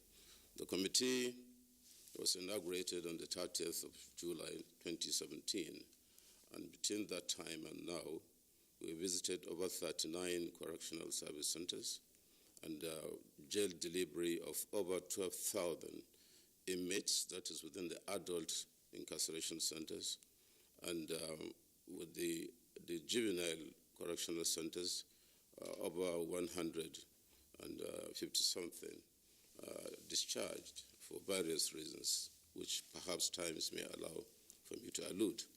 Now, I agree with the issue of congestion relatively. When I say relatively, here is respect of the type of offenses. If you take, for instance, the issue of kidnap, many people, including the victims or the relations of the victims, hardly would want to go to court to give evidence. Because if you have 10 people in the court at the gallery, you can be rest assured 5 are members of the suspects. And without insulative provisions, what I'm saying, facilities, to insulate the witnesses from identification as it obtains in the blood crimes, many people shy away from coming to court, even to assert their own rights in that regard. So a judge can go into a court 100 times, the witnesses may not be there because of fear of identification and being harassed, chased, and perhaps killed. Even the judges hardly have any insulation towards such vulnerability. So to that extent, yes, you can find congestion in respect of such offenses. I remember even in the case of murder, which I handled before I left. Over 15 years, I was on that matter to the level of boredom. No judge likes to stay over a matter for a long period of time. He wants to move. The assassination of Harry Marshall. Nobody came. At the end of the day, the matter had to be thrown out on grounds of no case submission. The prosecution did not even oppose. Now that is that aspect. And another element that brings in congestion is unprosecutable cases. You know you don't have evidence, but you would rather use the court as scapegoat. You keep on adjourning until such a time when they just said enough is enough. Meanwhile, the human rights activists are pressing on the judge to track out the matter at early stage, but because of exhibition of judicial maturity, he keeps on restraining until such a time he strikes it out. And the moment he strikes it out, the media will carry, oh, the police are doing their best to cleanse the society of crimes, the judiciary is messing up, striking and throwing out such cases. Now coming back to the issue of jailbreak, there are so many issues that we found. We made situational assessment and made reports for necessary action, but those that are concerned have failed, and in itself is a factor to generating this kind of thing. Condemned prisoners, those who are on death row, abound across this country. in various correctional service centers. We have graphically categorized these condemned prisoners state by state as a committee. What is the purpose? If Mr. A is convicted perhaps in Kaduna State and sentenced to death, for some reasons, the correctional service centers decided to move him to Jos. In the course of our journeying, we meet those kind of persons. We list them for Kaduna State Executive to attend, or Kano, or Oyo State, or Lagos State, so that it will make it easy for them to see at a glance those that are meant for them to take necessary action. I can tell you, the failure on the part of the governors, I have said it severally, and to some few of them directly, has been making it permissible for more crimes to be committed in Nigeria. Because those outside make reference to those inside, saying, after all, nothing is going to happen. And with time, they will start applying for committal to life imprisonment, and for many other reasons. Sometimes they succeed. And these outside who are their foot soldiers are seen. They continue to commit crimes. They educate their own children. They maintain their own families. And when it comes to getting people that will ignite the problem so that they can release people from prison, it's an easy thing for them. And I can tell you too, authoritatively, communication between one correctional center to another among inmates is much more effective than between you and me. If you know the number of handsets that are there within the various correctional centers, you'll be shocked. It is quite a problem. It's very, very embarrassing. And some of these condemned prisoners have become institutions even within. They can dictate the pace of what is happening. And the target is for them to find a way out. Even if the officers, who I always sympathize, looking at the kind of facilities they have, even to defend themselves, do their best to make sure that they cordon the area of the condemned ones. And you find only the awaiting trial, in most cases, escaping. But there are a few condemned ones that also manage to escape. And when you have some high-profile individuals spread, located at various places, they know this. That is why you have these simultaneous occurrences of jailbreak, because they know where some of these persons are located, and they will organize, and effectively so, to launch their attack. So, strangely enough, because the headship of various states do not like to act in this manner, they had this kind of conspiracy at the Senate and the National Assembly where they made a provision in the new Correctional Service Act that where a governor neglects, refuses, or declines to endorse warrant for execution of a condemned prisoner, the chief judge of the state can reduce to life imprisonment the condemned sentence, which fortifies a statement made to me by one of the chief executives as we are going around, that as far as is concerned, the power to sign warrant for execution should be resided in the court, meaning the court now is doing its job, trial, conviction, sentencing, and then sign warrant for execution. Now that has been achieved through a legislative act of the National Assembly. This, to me, is an outright abandonment of constitutional responsibility. And that is all about checks and balances. That is why the chief executives were conferred with the constitutional... Justice Bello, thank you. Let's just put you on hold for a moment and get the perspective of Dr. Dasquez, who is a criminologist and lecturer joining us from our studio in Jos. Dr. Dasquez, I'm not really getting the nexus between congestion and the frequency of these attacks, because the attacks are not coming from the inside, but rather from without. And again, if you look at the fact that, I mean, we've had prison congestion, has been with us for a long time. We've never had this kind of attacks, jailbreaks and all that. It's only beginning, it's only happening, you know, of recent.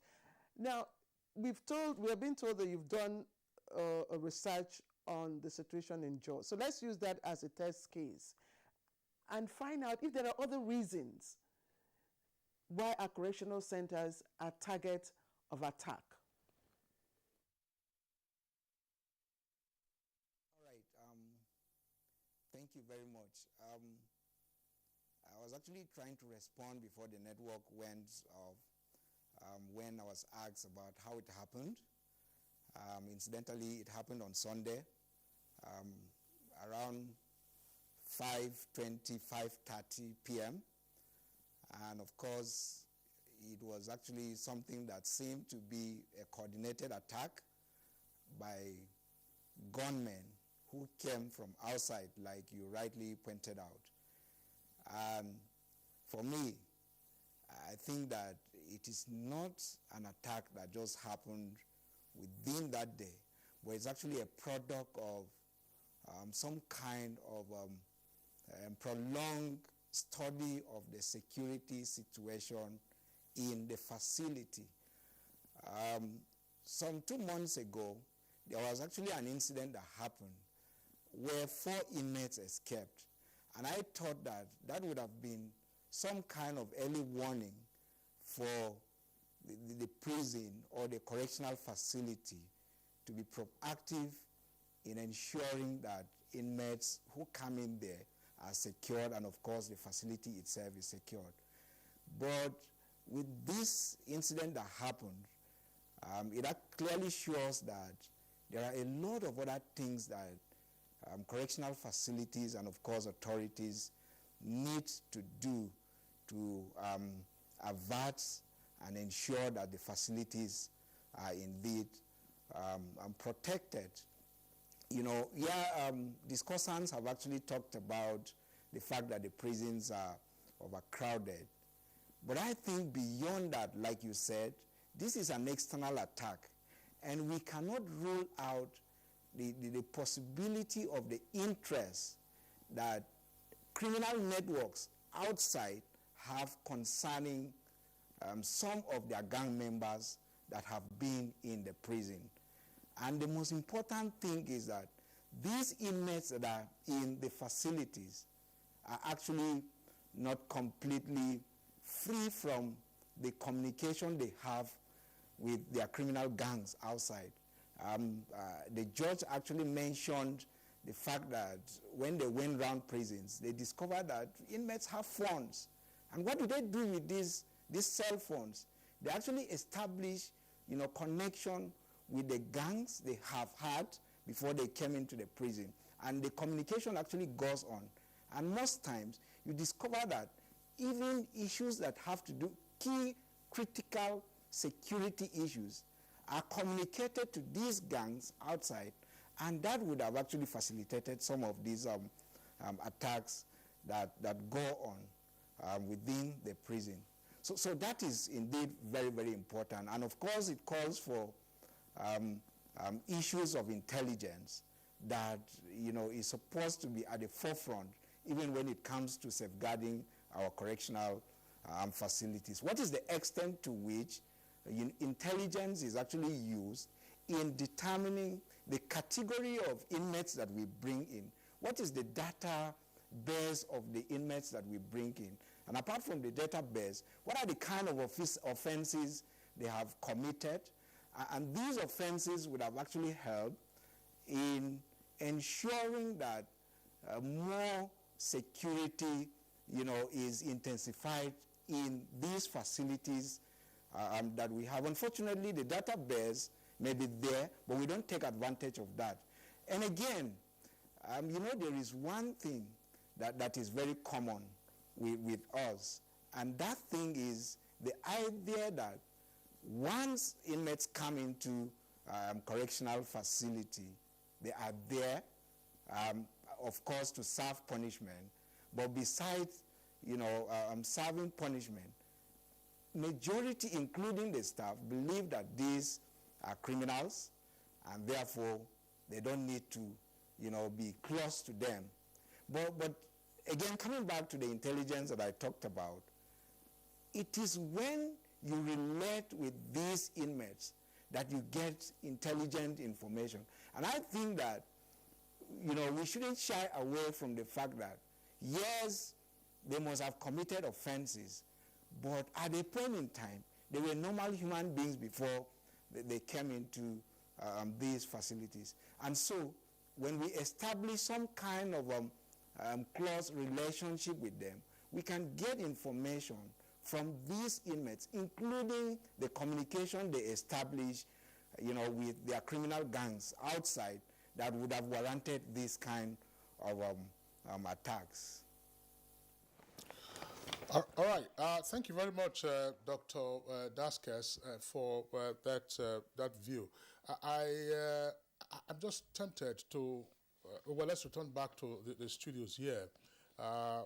Ruth Olofin of Clean, earlier you set up the foundation for your comments describing the internal and external factors that account for this. But are we also now seeing the audacity of criminal gangs to liberate their kind, who are behind bars, as it were? And from the security architecture, how well are we prepared, to fend off these assaults? Thank you very much. So I don't think, I think basically we are still seeing these as isolated cases. If you look at this from the security point of view, most of these crimes are coordinated, they are organized. And if you begin to look at it from that perspective, you begin to plan towards it. I think that the point that we are now, we haven't taken that recognition into our security planning, that the correctional facilities or the agencies have to step up the game. Because if you look at it, that this is becoming frequent and there's some kind of external influence, how do you also guard yourself? Such that, Doctor made allusion to the need for intelligence gathering. That has been is so weak, both within the level of the correctional, the judiciary, and also the police. How do you get intelligence? These attacks don't just happen just on their own. There must have been discussions, and it's amazing that inmates already have, cell phones, so there are communications that are ongoing. And again, it brings me to the discussion I had when I started this thing, that you have to also look at the internal factors. How did these inmates get those handsets within the facility? So is there some kind of collusion on the part of our correctional officers? Are they facilitating it? So we need to ask questions. Who are those people manning those guards? Is there a kind of political economy to this, such that if you know you're going to bring in contrabands, handsets, I'm also going to get a cut from it? So I think it's to unpack all of these issues and begin to dig deeper. What is bringing all of this? If you securitize, the jailbreaks that you're having, tendency is that the states or the government is going to step up its game in terms of trying to ensure that we man these facilities adequately. And again, this contributes to a much larger discussion in terms of the state of insecurity in Nigeria. We have been talking about kidnapping, armed banditry, insurgency, and all of that. But my analysis is that this needs to come back to the discussion. It needs to be contributed to the entire discussion in terms of how we are handling internal security. Again, jailbreaks are not crimes that happen in isolation. There has to be a connection to it. If you make that connection, you're better placed, to respond, to the issues. I think that we're still trying to see these jailbreaks as isolated cases, and as such are not paying the needed attention that we need to pay to those form or preventing such attacks. And then going forward, how do we, reform the criminal justice system? A lot has been said, and I'll pick it up from where my colleague from Ntalive talked about the access. Sorry, before you take that criminal justice system, the issue of phone, has triggered a question, and I'd like you to help me answer it. Where do we draw a line between a convict's political right and security? That is quite a difficult one. I think that right now, those who are in those facilities do not have the right to go in with such handsets. We should prioritize the security first. Rather, they are not right. You're not supposed to have. So there's a violation somewhere. At this point, we should be looking at the security of the country and also of the citizens, because if these persons come out, and that is again the fear, some of them are hardened criminals. If they come out into the society, it's also going to put a lot of pressure on what is already happening in country in terms of internal security challenges. So I think that the issue of phones should not be discussed here. Rather, we should be looking at what are those issues happening within those centers that are facilitating inmates having access to bring in cell phones into those facilities. It should be about security and for me, not about having access to phones. Yeah. And again, looking at this, if you're going to have access to phone, I think that there are designated phones within those facilities that they can have, and at stipulated times. And those discussions have to be monitored. That is the sense that we get. So it's not as if you just come into the prisons and then you already have your phone. It means that there are no control measures to track the discussions that you're having. Yeah. And then how do you get money to recharge for your credit? So who says that to you? I just unpack it. There's quite a lot happening. Yes. Some kind of illicit business that are happening within the system themselves. That's why I would like us to take advantage one more time of the presence of the former Chief Judge of the Federal Capital Territory, who chairs the Presidential Committee. My Lord Honorable Justice, our Nigerian prisons were wrong against the background of the issues that are being ventilated right now, access to otherwise contraband items and so on and so forth. And from what you have done in terms of your visitation and all that, what have you found the most worrying about the state of our prisons or correctional centers as they are now so called? There's a lot seen and very worrisome, but I can assure you that a lot of things are also being done to correct, and a lot of things have been corrected. This issue of phone is a very important factor in terms of the stability of the Correctional Service Center. I mean, the nation.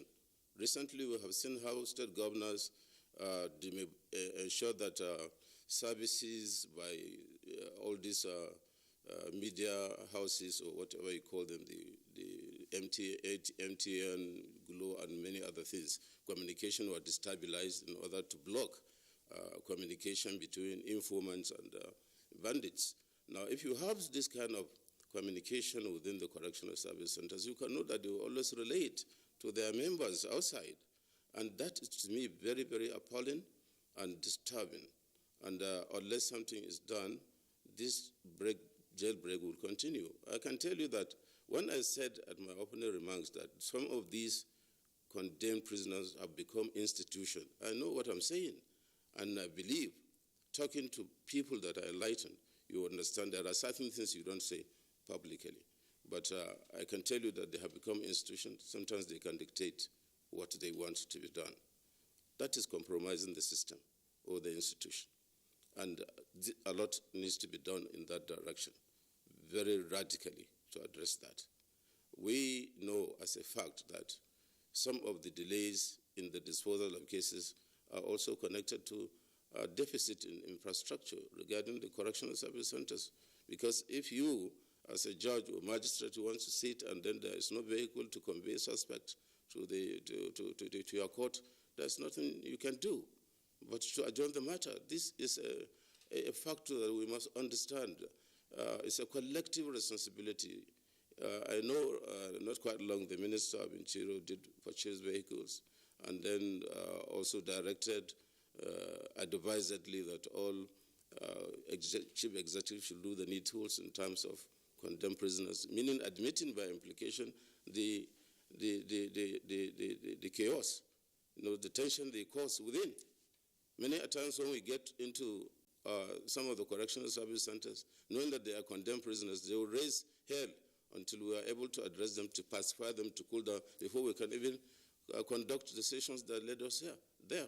So you can understand that it is a very terrible thing. That is why I've been hammering about these condemned prisoners. If you do that, one, you strengthen the law, the potency of the law, because those outside will see that, yes, it is not business as usual, leaving people to be lying there for ages, even after they have exhausted their right of appeal from Court of Appeal to the Supreme Court.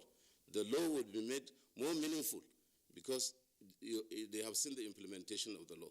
But after exhaustion of appeal, where a convict requires, he's left there, he's not supposed to be there for 1 day after he has exhausted his appeal and the verdict has been affirmed by the courts. There is no why or any reason that person should be left. But the passive attitude is rendering the potency of the law to become less efficacious in the society, and in turn promoting criminality. So this is very, very important. On the part of the the Presidential Committee, we have made a lot of recommendations, and we know, and happily so, that the presidency has always accepted and endorsed our recommendations. Let me say this. We looked at those that were able to read from O level up to doctorate within the prisons before their terminal date. And we asked the question, and I know the number of times I had read legislators as to what will happen to their credentials at the end of the day to address recidivism.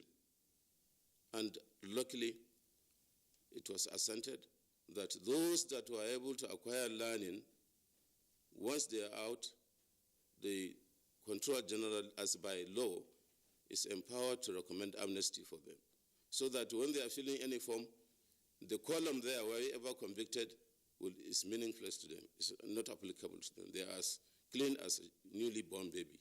And those that could not acquire learning, we made the advocacy, and it's within the law, as provided. Those who are able to acquire skills in terms of carpentry, other trades, they are also entitled to such, to remedy recidivism. It was idleness that was leading them into crime.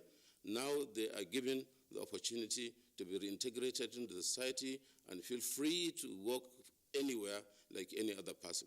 Now, these areas are very, very fundamental and crucial in terms of reducing the population in the prison and then relapsing back into crime. Our only concern now is how people will understand the need to even volunteer information when there is need to testify against any person standing trial. Because it's not for the Correctional Service Center to gather information or intelligence information alone. They cannot do it alone. Because if the prosecution has not completed its investigation, the hostile cases are there, which are just in custody. And when there is attack, it is at their own domain. Let me quickly talk about the lack of understanding the nexus between what I earlier said and the external attack. You have had people hiding themselves and in a way raising alarm that they were kidnapped. Is that an external factor? It was engineered from within. Even if somebody made the alarm, he was just doing it in sequence, consequential to what he was told by that person who had hidden himself and said he was kidnapped, just for him to conspire and get fund to share with the person that will tell the story. Now, what I was saying is that a lot of these things are engineered by those condemned prisoners from within. And the attack, of course, has to be from outside. But the ignition point is within. And I hope my sister over there will now see the nexus from what I had said earlier on regarding external factor. And the earlier something is done on this, I have seen this thing face to face. I went around and I saw the dastardly situation there, and that's why I'm hammering on this. It's an ignition point. It has to be addressed, and then many things will fall in place. I really do agree with you that there is need to decongest the prisons. Of course, if the prisons are decongested, those on death row for quite a long time either, given their punishment or set free, and we have greater room, there wouldn't be the attraction for the external forces to go to attack the prison, because you will have nobody there to attack. I agree with you. There's need to decongest. But maybe in the course of our program, we will look at, the impact of decongesting our prisons and how it will affect, the security. Let me come to Mahmoud and back to the incident that happened in Jos on Sunday. And the story coming out from Jos is that the attackers came in large numbers. And the scenario, the picture that runs in my head is, okay, if they were attacked in large numbers and there were other sister, military formations around the correctional center. So they all came, in one swoop or in different directions. They had sophisticated weapons. Were those weapons concealed in what were? And they swooped straight to the, to the gates of the correctional center. And our correctional officers were there. Were they sleeping? Does that not speak to the alertness and intelligence and preparedness of even our correctional centers to be able to detect if these people came in large numbers, walked towards you with guns? I mean, you should. I don't know. Well, I wouldn't have much to say, but I'll give perspective to that because the story is still evolving. We don't really know what actually happened and how they actually got there. And I'll say again, and I'll align to what Dr. Gulen said. This appears to be a coordinated attack, and lending voice to the fact that it is not something that those people outside, it's people that have an idea about what the security situation is. So if you go to the custodial centers, for instance, you find out that you just see about 2 or 3 armed personnel, except of course for Kuje, where I know they have a military presence, a heavy military presence there. So that speaks to the fact that we really need to look at the security situation. The Jos prisons is located in a, I would say, a heavily secure area, because you have the police command, you have a police barrack just adjacent to that. So we can't see how these people got there, but it speaks to the preparedness of the custodial centers. So if you have this number of inmates, about over 1,000 inmates, and it's a maximum security center, and you have just about three armed squad personnel, you definitely know that if attackers come and they have superior powers, because that's the story that has been going on. They came with superior power, sophisticated weapons, and then compared to what the custodial centers have, not shying from the fact that yes, there's institutional problems that needs to be addressed with the staffing of the staffing and the training of this correctional. So it's not enough for you to give a correctional officer a gun and say, guard this very massive facility. It has to be something that we look at it from the institutional perspective, look at it from the training perspective, and see how, like most of the panelists have said, this is something that is coming from within. How because if we thoroughly investigate, we'll see there's connivance from some of it's unfortunate and regrettable, but there is connivance from people within. Yes, from people within. Mostly from people who come visiting and they case the area and see, oh, this person is doing this at this time, this person is doing this at this time, or when they go for their court appearances, because that is also an opportunity for them to interact with their accomplices who are outside and at large. So we really need to look at the security, not just with the correctional facilities, but the security architecture and the security arrangement as a whole. the state government gets, you don't know what they get as security votes. These things are security issues. What are they doing to support these institutions? So this is a conversation that should not just be focused on the corrections, but expanded to other security agencies. Thankfully, when they made the when they made the plea, when they made a distress call, you had other sister agency come to support them, and they were able to contain the situation. But by then, the damage has already been done. Yeah. All right, Mahmoud Yusuf, thank you very much there for your views. Ladies and gentlemen, we're going to have to take a short break now. When we return, we'll continue with the conversation. That is the black swan of the century, has actually hit the whole world very hard, even the strongest of economies, and Nigeria was not spared. But due to the proactive stance and steps that the president has taken, we've been able to come out quickly. The president has consistently said we must invest in infrastructure, even as we're investing in human capital, that we must invest in infrastructure, because at the end of the day, that is what will bring about a sustainable economic growth. So the president has given us our directive. He has said you must make sure you pay salaries and pay pensions, but you also make sure that the critical projects of roads, railway, airports, bridges, major infrastructure that are meant to drive the growth of the economy, that we consistently invest in them, even if we have to continue to borrow to do so. This message is from the Federal Ministry of Information and Culture.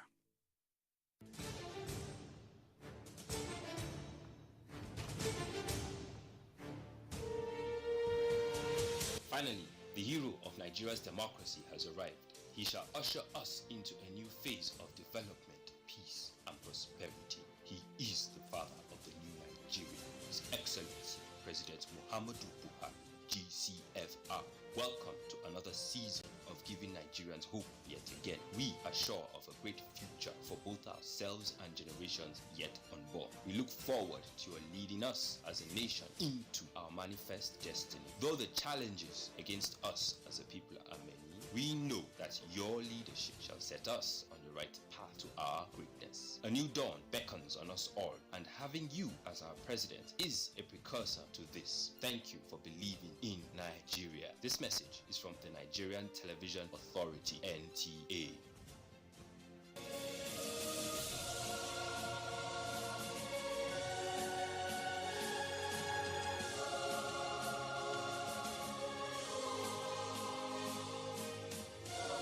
We are all Nigerians. Against all odds, we shall and must remain united. We may have our challenges, our problems, and setbacks. However, together we shall overcome them all. What doesn't break us shall make us stronger. This is the mindset that shall bring peace, progress, and prosperity to our beloved country. Do not let tribal and religious sentiments govern how you think, act, or feel. Don't be influenced by those who want to destroy our precious national unity. Everybody who's a Nigerian is your brother and your sister. This is the mindset of the new Nigeria. It is also the mindset that we must all adopt. Let us support each other in creating the Nigeria of our dreams. This message is from the Nigerian Television Authority, NTA.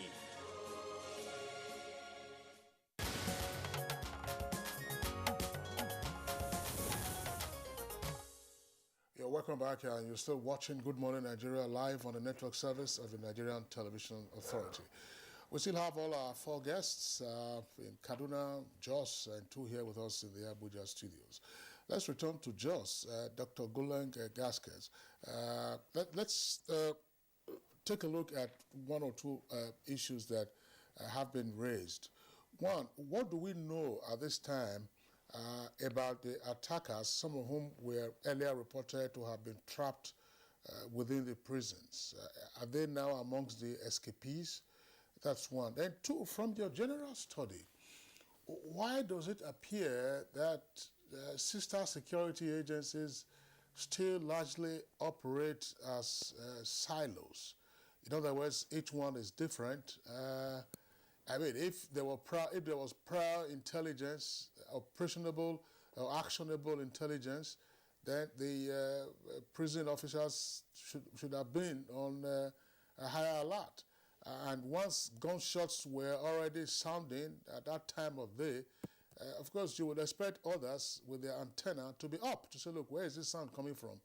And so on and so forth. But these things appear to have just gone, like what happened in Owerri some time ago, if you recall, police facility damaged, government house nearby, and all kinds of things, prison facility also damaged.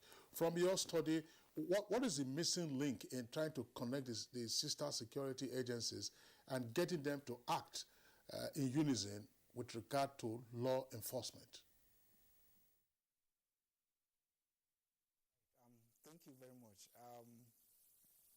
I think the story is still evolving, and the issues that are raised are such that until it is fully established, it will be difficult to know which gunmen, those that escaped and those that were trapped within. But of course, the information is that some were actually trapped inside because they went in the moment they used superior power to break the gate. Some went in to open all the cells within the prison, of course, to set free the inmates. And it was actually at that point that reinforcement came, of course, making it impossible for those that were already inside to escape.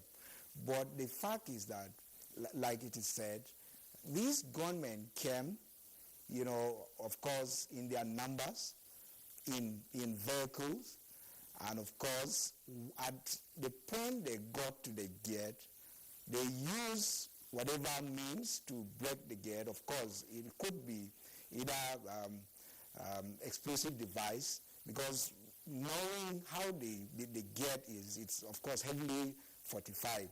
But for them to have actually destroyed the gate and let loose the inmates, it actually means that they came with an explosive device. So those that were outside apparently, escaped. I mean the attackers. But those that went in were actually trapped. But at the moment, we have not actually established the number of people or the number of gunmen that were trapped in the prison, and of course those that eventually surrendered. Then, of course, coming to your question, it's actually still mind-boggling that Just Prison or Just Correctional, Service Center is one of the supposedly safest, facilities around, because by the site is the police headquarters, and of course there is also another,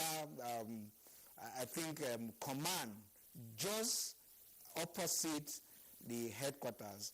And by the side too is the DSS, office. So it's actually mind-boggling that these attackers could come and succeed in breaking into, the facility, as the case may be.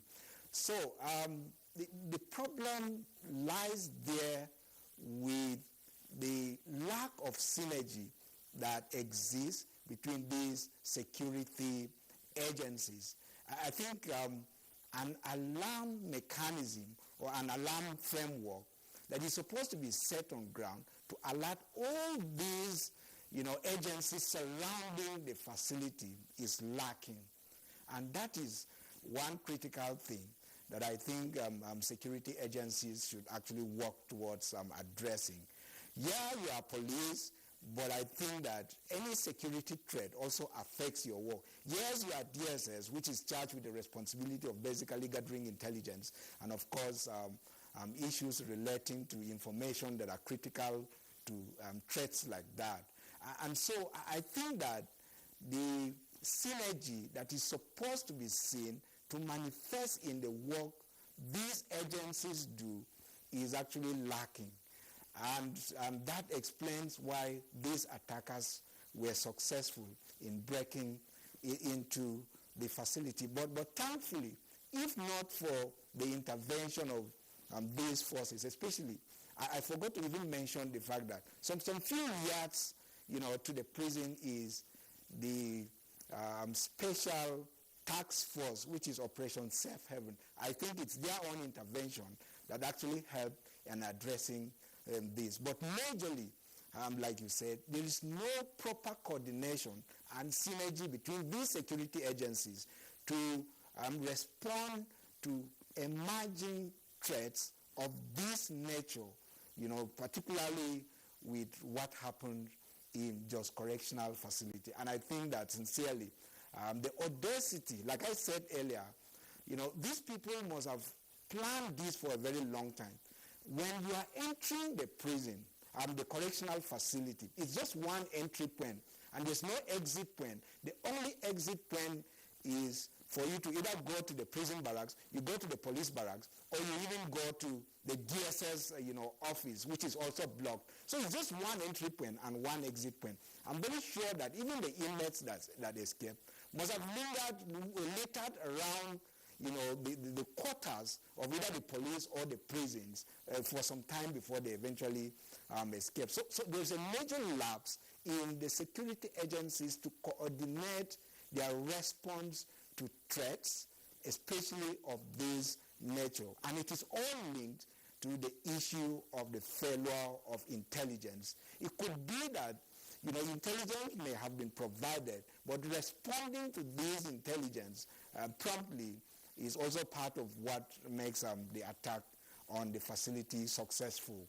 Even though I would say that it's not fully successful, because considering the capacity is just about 250, something that eventually escaped.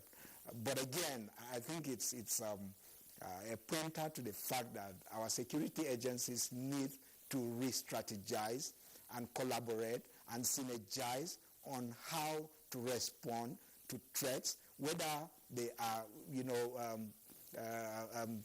threats that have been there over time or threats that are spontaneous. That's good. Thank you. And I like the word you chose, audacity. It was the audacity of the attackers to have gone into that area and gone out.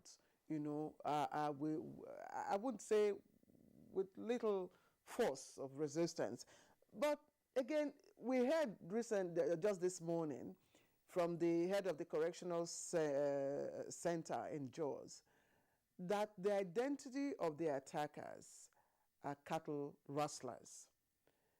And I'm wondering, how plausible is that?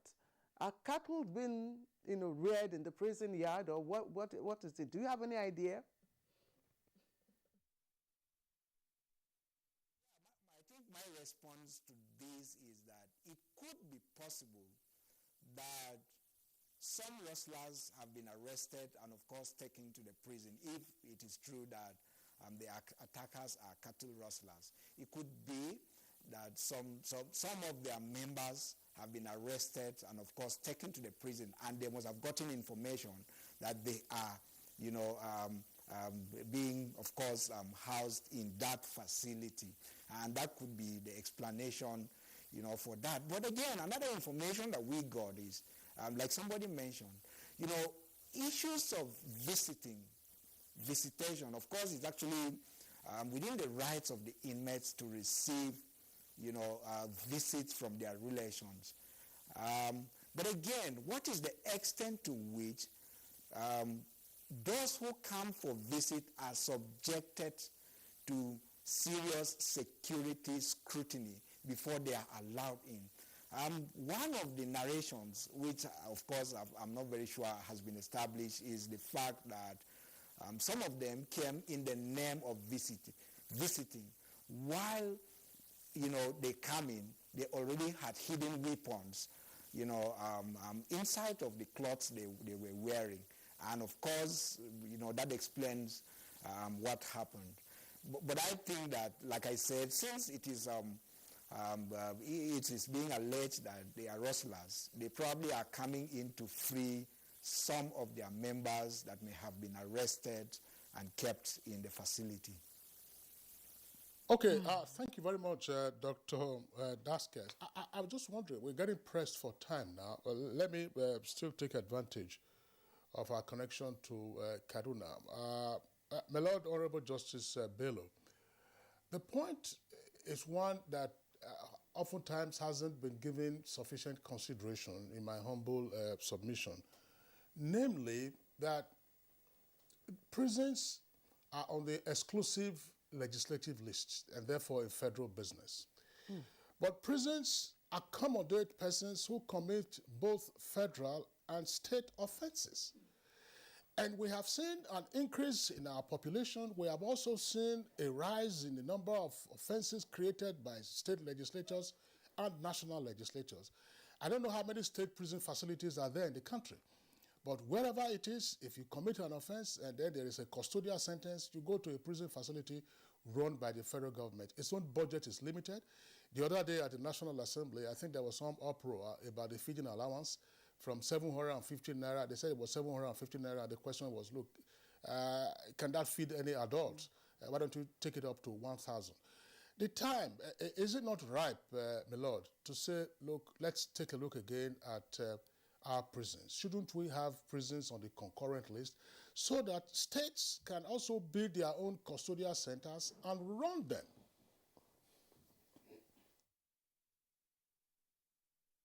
So much for this question. It's an advocacy which has been running for quite some time now. Not only that, the need for the police force too to be on the concurrent list so that states will have their own police for the purpose of state policing.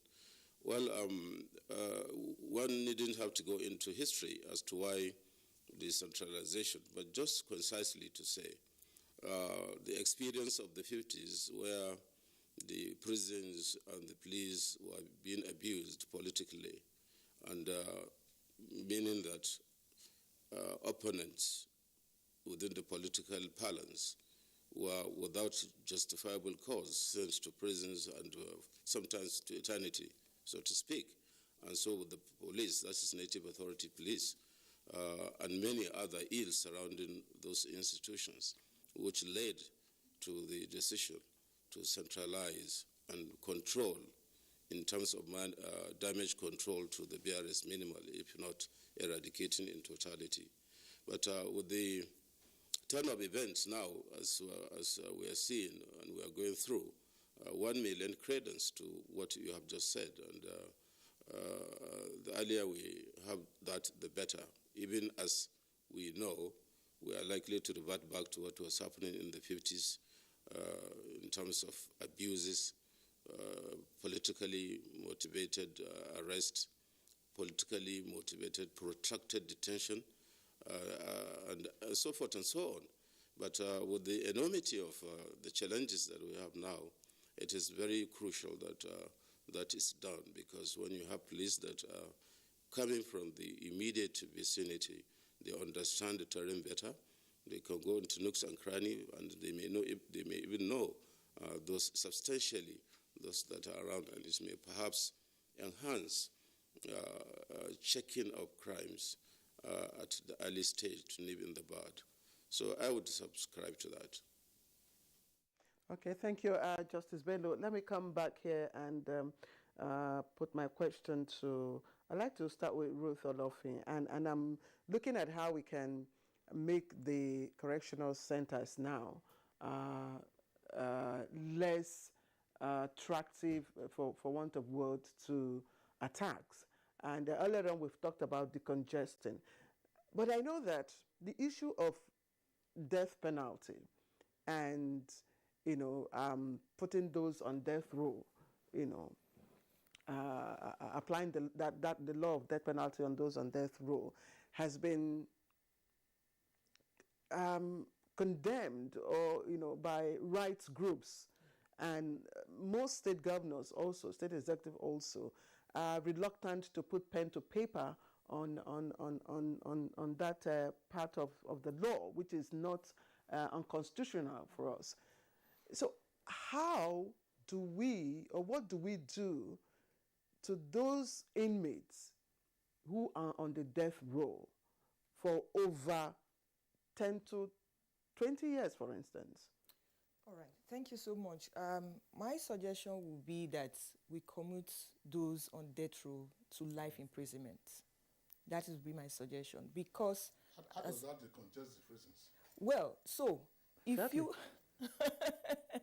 That is it. But if you look at it from a rights perspective, we come from the angle that you can't take human life Alice, you can't take him because you didn't create the person in the first place.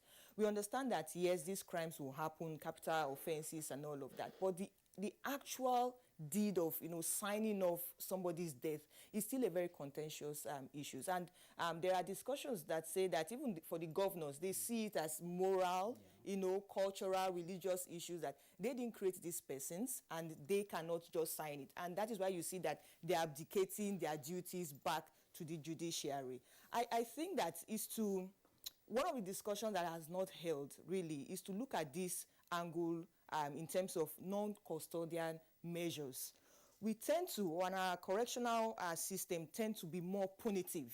Go in there, you are punished and all of that. But how are we also looking at the other perspective around non-custodian? For instance, you want to do patrol. I mean, we watch American movies and we see that, you have served your term, you have maybe a year or so, you're put on parole, and a police officer or an officer is, put in your care, and they are monitoring that process. Yeah. If you're following that angle, tendency for me is that you're picking out the numbers, gradually out of the prison system.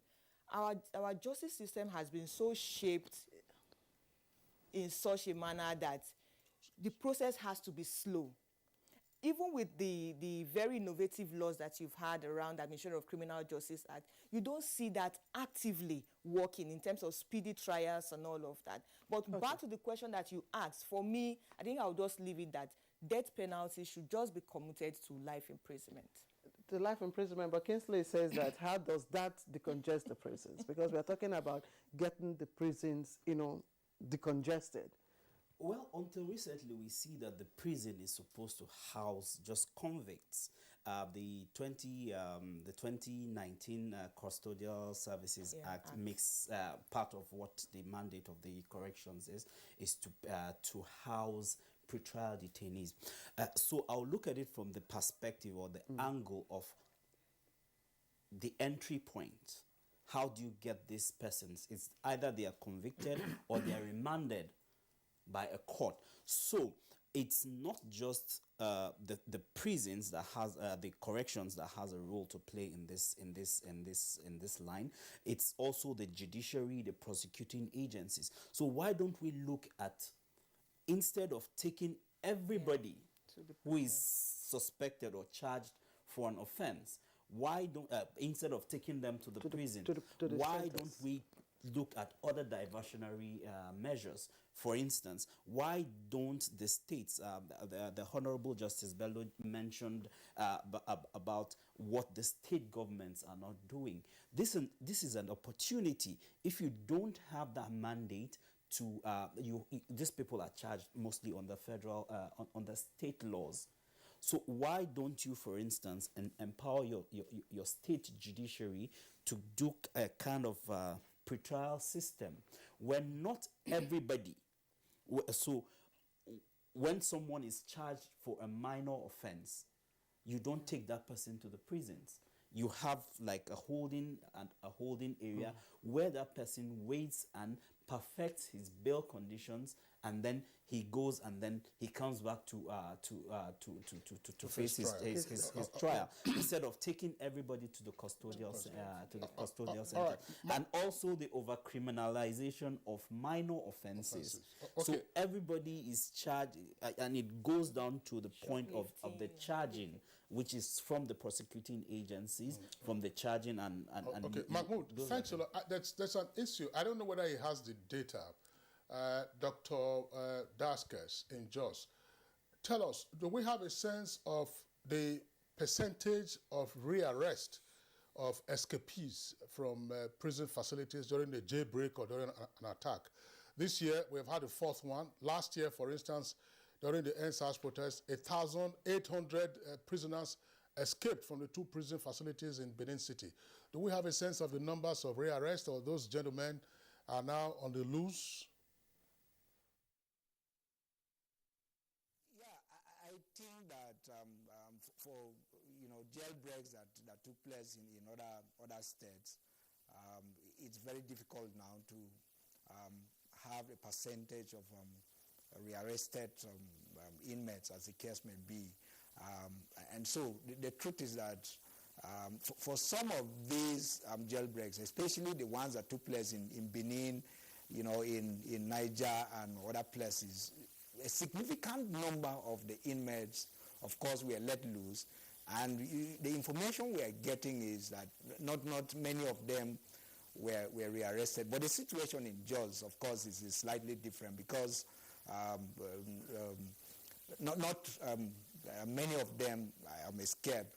But you actually discover that the arrest is not very significant, and that sends a signal to the wider society to, of course, be more vigilant and be security conscious, knowing fully well that these people, he talked about recidivism, that it's an opportunity for them to go on rampage again. Dr. Gulen Daskes, criminologist and lecturer, Department of Sociology, University of Jos. We really, really appreciate your contribution to Good Morning Nigeria today. Thank you very much. And let me also appreciate former Chief Judge of the FCT, Justice Ishak Bello, who is also the Chairman, Presidential Committee on Corrections, Reforms and Decongestion. Justice Bello, thank you very much, and do have a pleasant day. Ruth Olofin is Acting Executive Director, Clean Foundation. Always a pleasure to have you, madam. Thank you very much. So much. And Mahmoud Yusuf, Legal Practitioner and Programs Manager, Network of University Legal Aid Institutions, New Life. Thank you very much for your perspective. Thank you for having me. And that's it on Good Morning Nigeria. But just before we go, let's quickly take a look at development in the sports world. And the winner is Lionel Messi. Lionel Messi.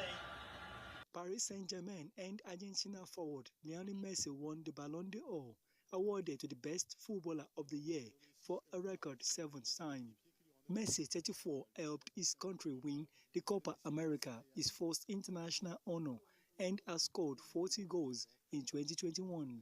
The Ballon d'Or is voted for by 180 journalists from around the world, although there was no award in 2020 because of the coronavirus pandemic. Watford forward Emmanuel Dennis will be assessed ahead of Wednesday's home clash against Chelsea. The Super Eagles striker netted his 5th goal of the campaign as Watford lost 2-4 to Leicester City in Sunday's Premier League game. Caught in possession, and Dennis is in for Watford, a cute finish. 3.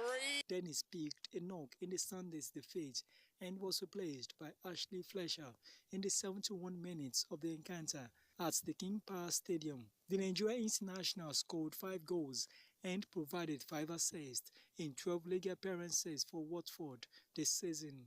Meanwhile, Manchester United's interim manager Ralph Rangnick has said he will help the club's players fulfill their potential. This is as he described his squad as full of talent, with a great balance of youth and experience. Rangnick was appointed on Monday and will hold the position until the end of the season. He will also continue in a consultancy role for a further 2 years after the end of the season. That's Good Morning Nigeria for today. Thank you for being with us. Back tomorrow, same time, 7 in the morning. I'm Kingsley Osadolo.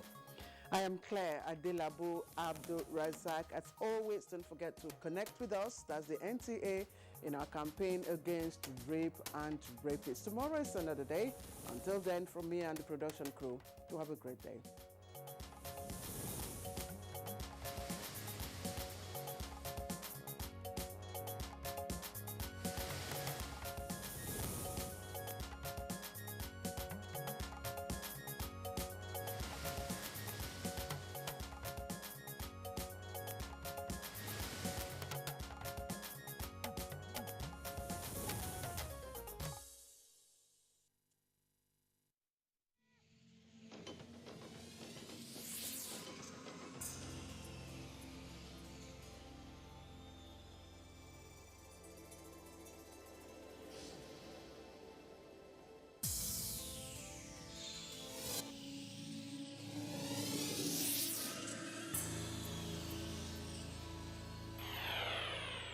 NTA, you can't beat the rich.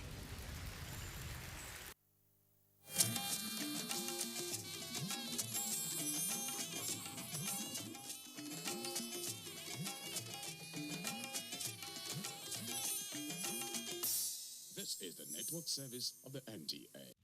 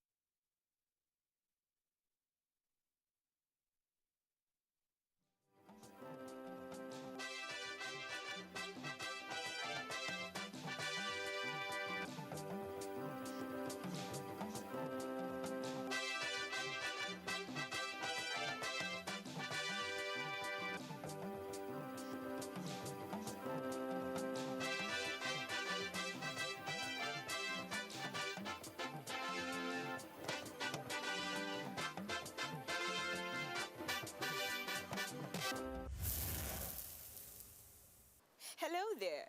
Welcome to Sportsville. It's been an interesting week in the world of sports. And of course, we're here to give you every bit of the detail you need, from basketball to Scrabble, and of course, the Ballon d'Or. So sit back, relax, as we take a deep dive into the world of sports. I'm Cynthia Ogun, and welcome to Sportsville. Welcome back. Lionel Messi has gone down in history as one of the best players to ever play football after he claimed his 7th Ballon d'Or. The Argentine forward, who currently plays for PSG, is the most successful player in Ballon d'Or history, having won the prestigious award since 2009. And now to basketball. Ike Diogu powered D Tigers to a 95-69 victory over Uganda to close the first window of the 2023 FIBA World Cup qualifiers in style. This comes after their slim victory over Mali on Friday. The basketball team had to turn around their fortunes in the first round of the qualifiers played in Angola, where they suffered a shocking loss to Cape Verde in the opener.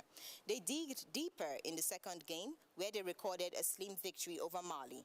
However, it was a lot easier for them in their third game as they pounced on Uganda with a 26-point margin, successfully completing the comeback and topping the group. The Tigers are in high spirits after their victory over Uganda, and they are fully charged for the second window, which opens next year. Now, this is a short clip of the D Tigers celebrating their victory.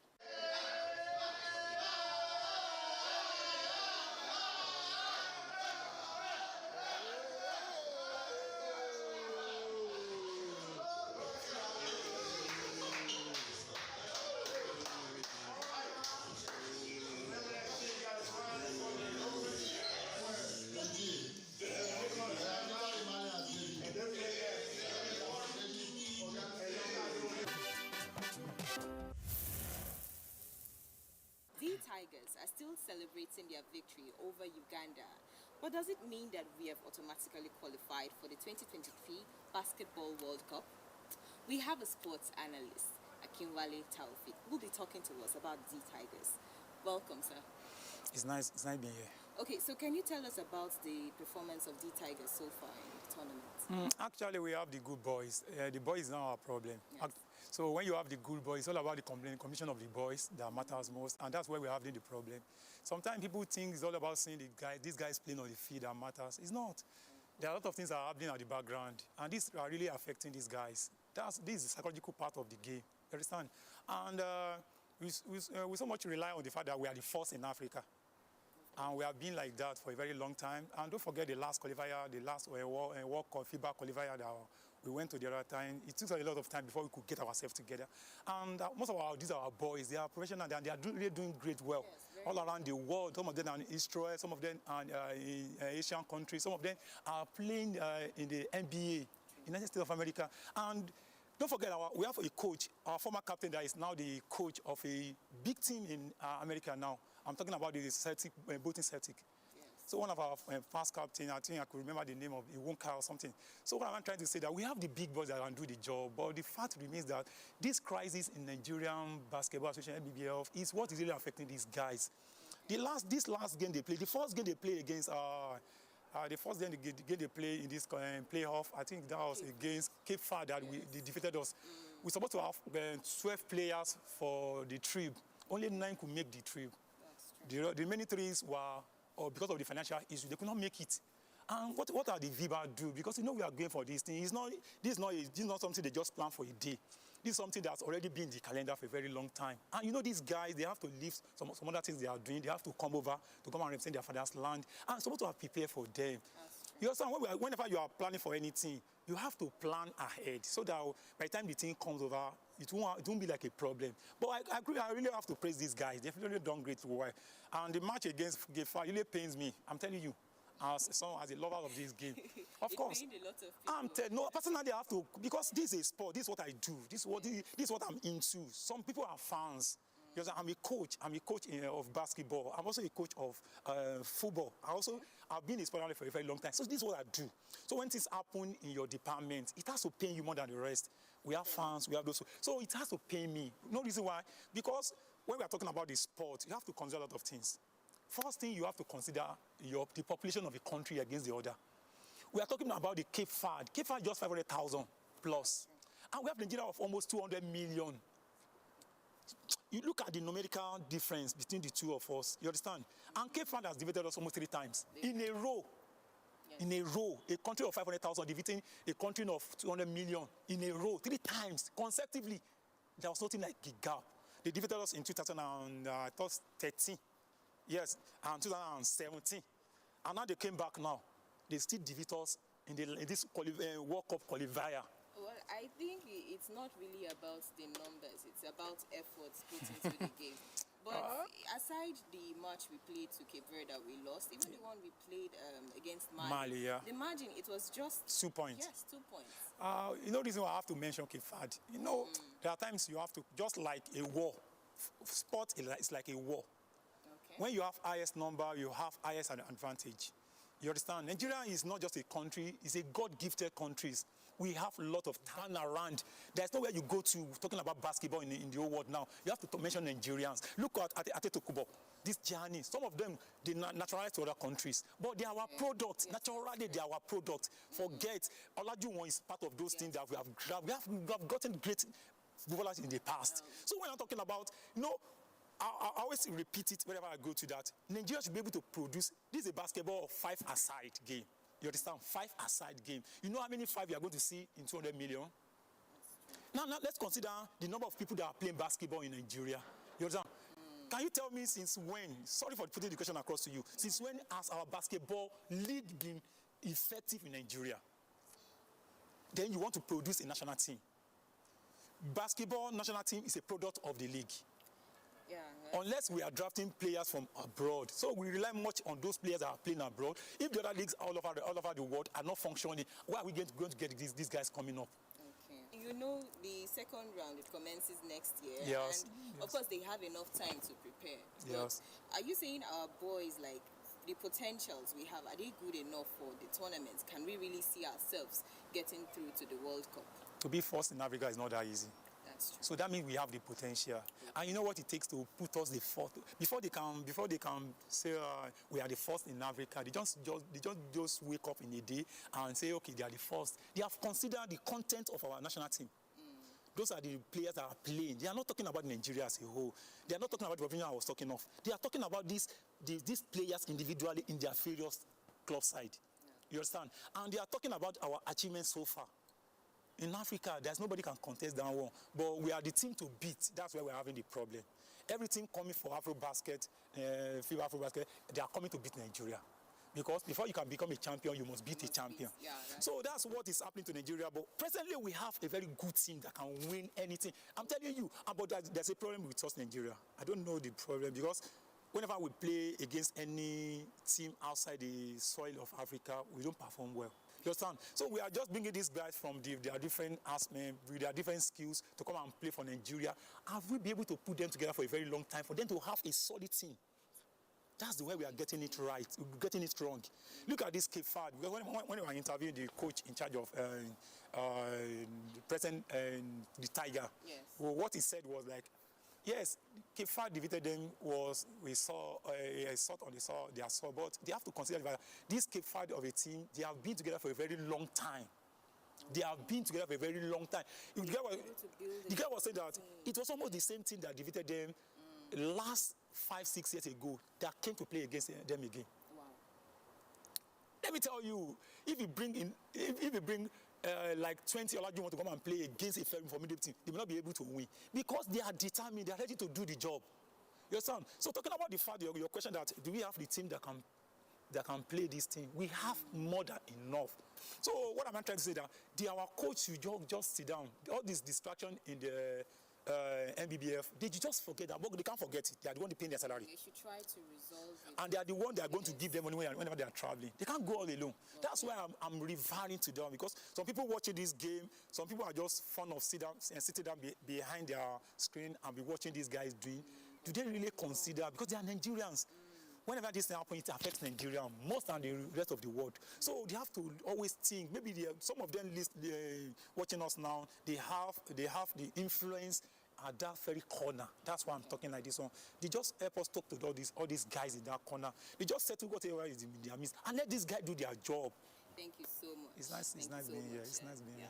So 16 countries are vying for the top 5 spots to the FIBA Basketball World Cup.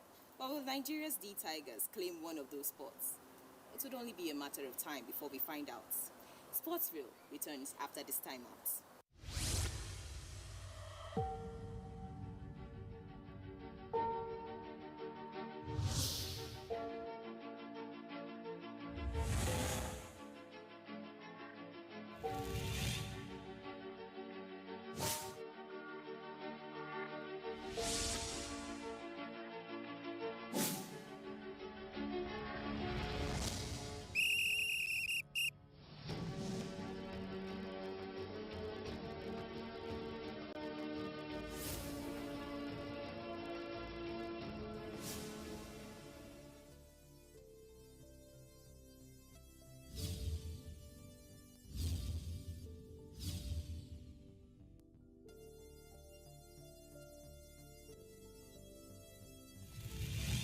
NTE Sports 24, where sports thrive.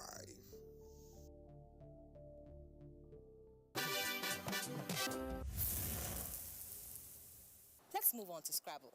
2 Nigerian players have qualified for the last 8 of the virtual Gladiators World Premier Scrabble tournament. It started 2 weeks ago. After 32 games of 80 rounds, 2015 world champion Jigere Wellington and current Nigeria number 1 Karo are among the top 8 players. Others include Peter Kogi from Australia in first position, followed by another Australian player, David Elder, Will Anderson of USA, Paul Gull of Northern Ireland, Alistair Richards of New Zealand, as well as Sherwin Rodrigo of India. While Jigere Wellington won 21-5 games, Karo also won the same, while another Nigerian Olatunde Oduwole is the 3rd best in 10th position, having won 21 games, and this has put him as a prize at the end of the tournament. The tournament takes a break to resume next weekend. I now have with me the Technical Director of Nigeria Scrabble Federation. He is Curtis John. John, thank you for coming on Sportsville today. Yeah, thank you. It's a pleasure to be here. Okay, let's start with the competition, the 2021 Gladiators World Premier Scrabble Tournament. How far so far? I think so far so good. There were about There are about 23 countries that took part. Okay. And basically for each country, depending on your rating in the Scrabble, World Scrabble rating, the number of allocations you get varies. And Nigeria being #1 in the world presently, we had we are allotted originally 7 slots.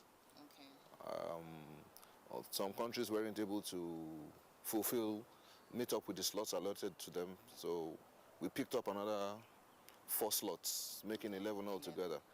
Because basically the goal is to maintain that position, and of course the numbers also have an effect on how far we go in the competition. So far so good. There were 2 weekends of qualifiers, which culminated in the one that Sunday that just ended. 32 games were played. There are about 104 participants, that's players from these 23 countries all over the world: USA, UK, Ireland, a few African countries, Australia, Pakistan, Asian countries generally. Very tough field, and just 8 players to qualify. And doggedly, we got 2 players in the finals.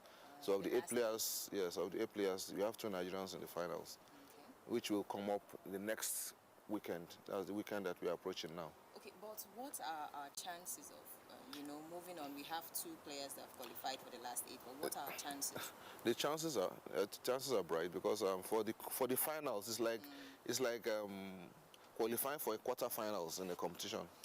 So there'll be quarterfinals, there'll be semifinals, then the finals. The chances are bright because the 2 players we have in there presently are, I think, the highest rated players in the country. We have Wellington Jigere, who was a one-time world champion, 2015, in the real world Scrabble, not the virtual Scrabble.